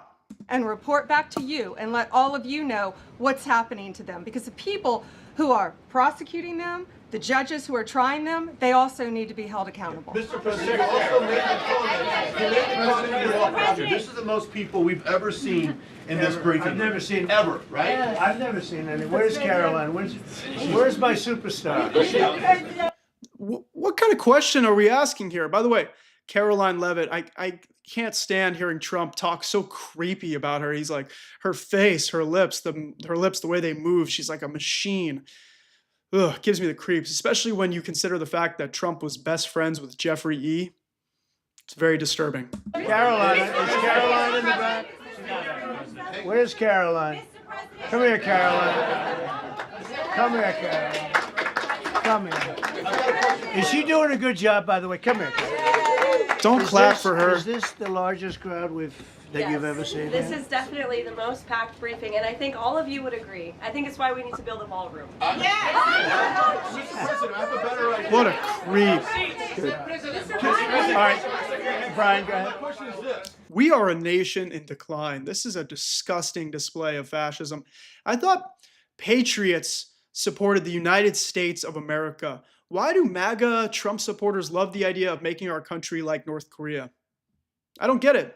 I thought we loved having a constitutional republic. We're a democracy, by the way, but it's funny. Every time you say we're a democracy, Republicans go, oh, we're not a democracy. We're a constitutional republic, which, by the way, is a form of democracy. So enough with your semantics, which I don't even think you know what that word means. But regardless, we're a constitutional republic. So then why do you support this administration that operates like Germany in the 40s? You're building the big, beautiful ballroom. Yeah. Could we build a big, beautiful briefing room, updated technology, more seats? I don't want to do that. I don't want you to be comfortable. This is just turning into the Trump comedy show, folks. Everything's so funny. Our nation is so much fun. Everything's fun and games. Nothing's wrong in Trump's golden age of America. Everything's perfect. Yeah, great. So no, I don't want to make life comfortable. So look. Let's just do this. Let's do this. It's going to be a big thing. We're going to Russia. That's going to be a big deal. You're not going to Russia, man. You're going to Alaska. I'm trying to give you the benefit of the doubt. You said earlier we're having a meeting here. You're going to Alaska. Why are you trying to sell Alaska to Russia for nothing? You didn't even offer him anything. What's going on here, man? What happens, happens. I'll let you know what happens. You'll be the first to know. I'll be calling the European leaders. I'm going with totally, I mean, we have a lot of talks. They're great people. They're great leaders, actually, and they want to get back. Honestly, as one of them said, I've OD'd on trying to settle Ukraine. They've OD'd, meaning they've overdosed on the settlement of Ukraine. Not a nice expression, but boy, is it accurate. They're tired of it. They want to get back to spending money on their countries. You know, Biden gave them $350 billion.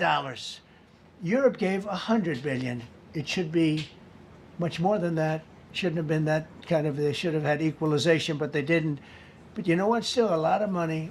They want to get back to building their own countries. They really want it resolved. My relationship with the European leaders, as you saw, is extremely good. Well, the weak ones are kissing your ass. And by the way, whatever credibility this administration had coming into this term, they lose more and more of it every single day. So anything they say, take with a massive, massive grain of salt, because they love to trick you and they love to treat you like you're an animal, like you don't have a brain. I'm trying to speak to Trump supporters out there because I want you to be a part of this country. But unfortunately, they are treating you like you are so uneducated. Trump said himself, he loves the uneducated. They are playing with your emotions, but nothing is actually going to get beneficial for you under this administration. I can tell you that with certainty. It's perfect. It's beautiful. Wait. And we're going to try, I'll be in touch with them. I have 5 of them call me. You think it's easy. There are a lot of European leaders, but they rely on me, very much rely on me. If it wasn't for me, this thing would never get solved until the last person breathing is dead. Would you talk to them before? I'm talking to them right now. So I'm talking to the European leaders. I'll be talking to President Zelensky. I'm going to get everybody's ideas. I go into that thing fully loaded right up there, and we're going to see what happens. Now, I think one of 2 things is going to happen. It's going to be a good meeting, and we'll go a step further. We'll get it done. I'd like to see a ceasefire very, very quickly. Very quick. I'd like to see it immediately, but I'd like to see it very quickly. And we're going to be dealing with the European leaders. And remember, he gave Russia like 50 days. He's like, if you don't get a deal done in 50 days, we're going to sanction your economy. But then with other nations, he's like, if you don't get a trade deal done with me in 1 week or 2 weeks, we're going to go after your country. Like, why do you give Putin so much leeway? Is it because they have something on you? Is it because they have video of you maybe doing something weird? Because I'm pretty sure that's what it is. I'm pretty sure Israel probably has something on you as well. And maybe that is all connected to Mr. Jeffrey E. I wouldn't go as far as to say these things are all interconnected. I think that's a reach. But I do think Trump is clearly afraid of what kind of leverage Russia has on him. That's been evident for the past 10 years. We're going to be dealing with President Zelensky, and hopefully we're going to have a great success.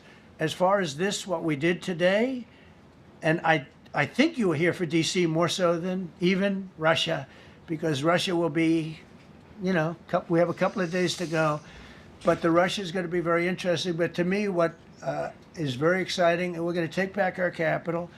We're going to make it beautiful again, but we're going to make it, more importantly, safe again. It's going to be so safe. It's going to be a model.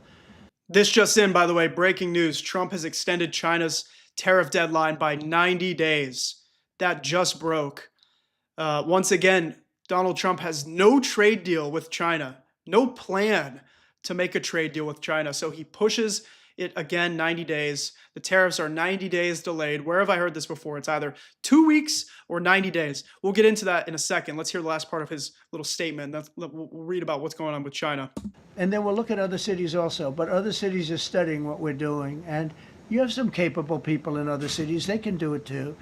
But we have a great group of professionals. We're going to have a safe, beautiful capital, and it's going to happen very quickly. Thank you all. Thank you all very much. Madam Attorney General, the Justice Department appeal the Epstein decision today, Mr. President? How long will the takeover of DC police last? You hear somebody asked at the very end, can you talk about the Epstein situation? Maybe you should have asked that when there was question time. The media is so weak.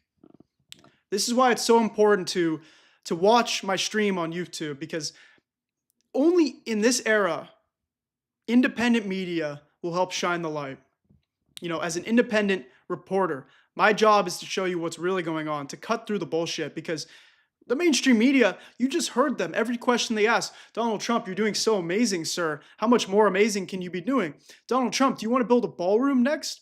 Nobody asked him about the Epstein files. Nobody asked him about the slaughter that's happening in Gaza right now. Nobody wanted to talk about that. The famine that's going on. Nobody wanted to ask Trump about that. Oh, boy. Oh, yeah, and by the way, it was Marjorie Taylor Greene's boyfriend, that one fascist. So let me show you guys what's happening with China right now, because it was just announced that Donald Trump has delayed his tariffs on China for another 90 days. Let's take a look at this. Can we see this okay? Nice. I'm on Ground News, by the way. This is a great way to compare a bias and look at all the news. Trump extends China tariff deadline by 90 days. President Donald Trump has signed an executive order that will prevent U.S. tariffs on Chinese goods from snapping back to near embargo levels for another 90 days, a White House official told CNBC on Monday. So once again, Donald Trump has zero trade deal done with China. He has cowarded once again. He's basically saying, well, I got nothing. Let's just extend it 90 days. Let's let the American people just wait in suspense. I've got no plan. I've got no trade deal. So 90 days. It's very disturbing. Let's see who else is talking about this right now. Let's see if we have something here from Reuters. Let's see. Everybody see this okay? U.S. President Donald Trump has signed an executive order extending a tariff truce with China by another 90 days. The order followed a non-committal answer by Trump to reporters as to whether he would extend the lower tariff rates a day after he urged Beijing to quadruple its purchases of U.S. soybeans. We heard that during the press conference that Trump had. He didn't have an answer as to whether or not the tariff pause was coming, but of course it is. Tariff truce between Beijing and Washington was set to expire on Tuesday. The order prevents U.S. tariffs on Chinese goods from shooting up to 145%. Imagine everything that we get from China is now 145% more expensive. That would destroy the U.S. economy. And you people think Donald Trump's going to make the U.S. economy great again? Chinese tariffs on U.S. goods set to hit 125% rates that would have resulted in virtual trade embargo. We'll see what happens, Trump told the press conference when asked about how he planned to extend the deadline. They've been dealing quite nicely. The relationship is very good with President Xi Jinping and myself. Imports from China are currently subject to 30% tariffs, including a 10% base rate and 20% fentanyl-related tariffs imposed by Washington in February and March. China had matched the de-escalation, lowering its rates on U.S. imports to 10%. The two sides in May announced a truce in their trade dispute after talks in Geneva, Switzerland, agreeing to a 90-day period to allow further talks. They met again in Stockholm, Sweden in late July, but did not announce an agreement to further extend the deadline. Kellyanne Shaw, a senior White House trade official during Trump's first term, and now with Aiken Gump, Strauss, Howard, blah, blah, blah, she expected Trump to extend the 90-day tariff pause for another 90 days. Well, the good news is the tariffs are paused. Nothing is immediately going to get more expensive. The bad news is there's no trade deal. Donald Trump claims that he has mastered the art of the deal.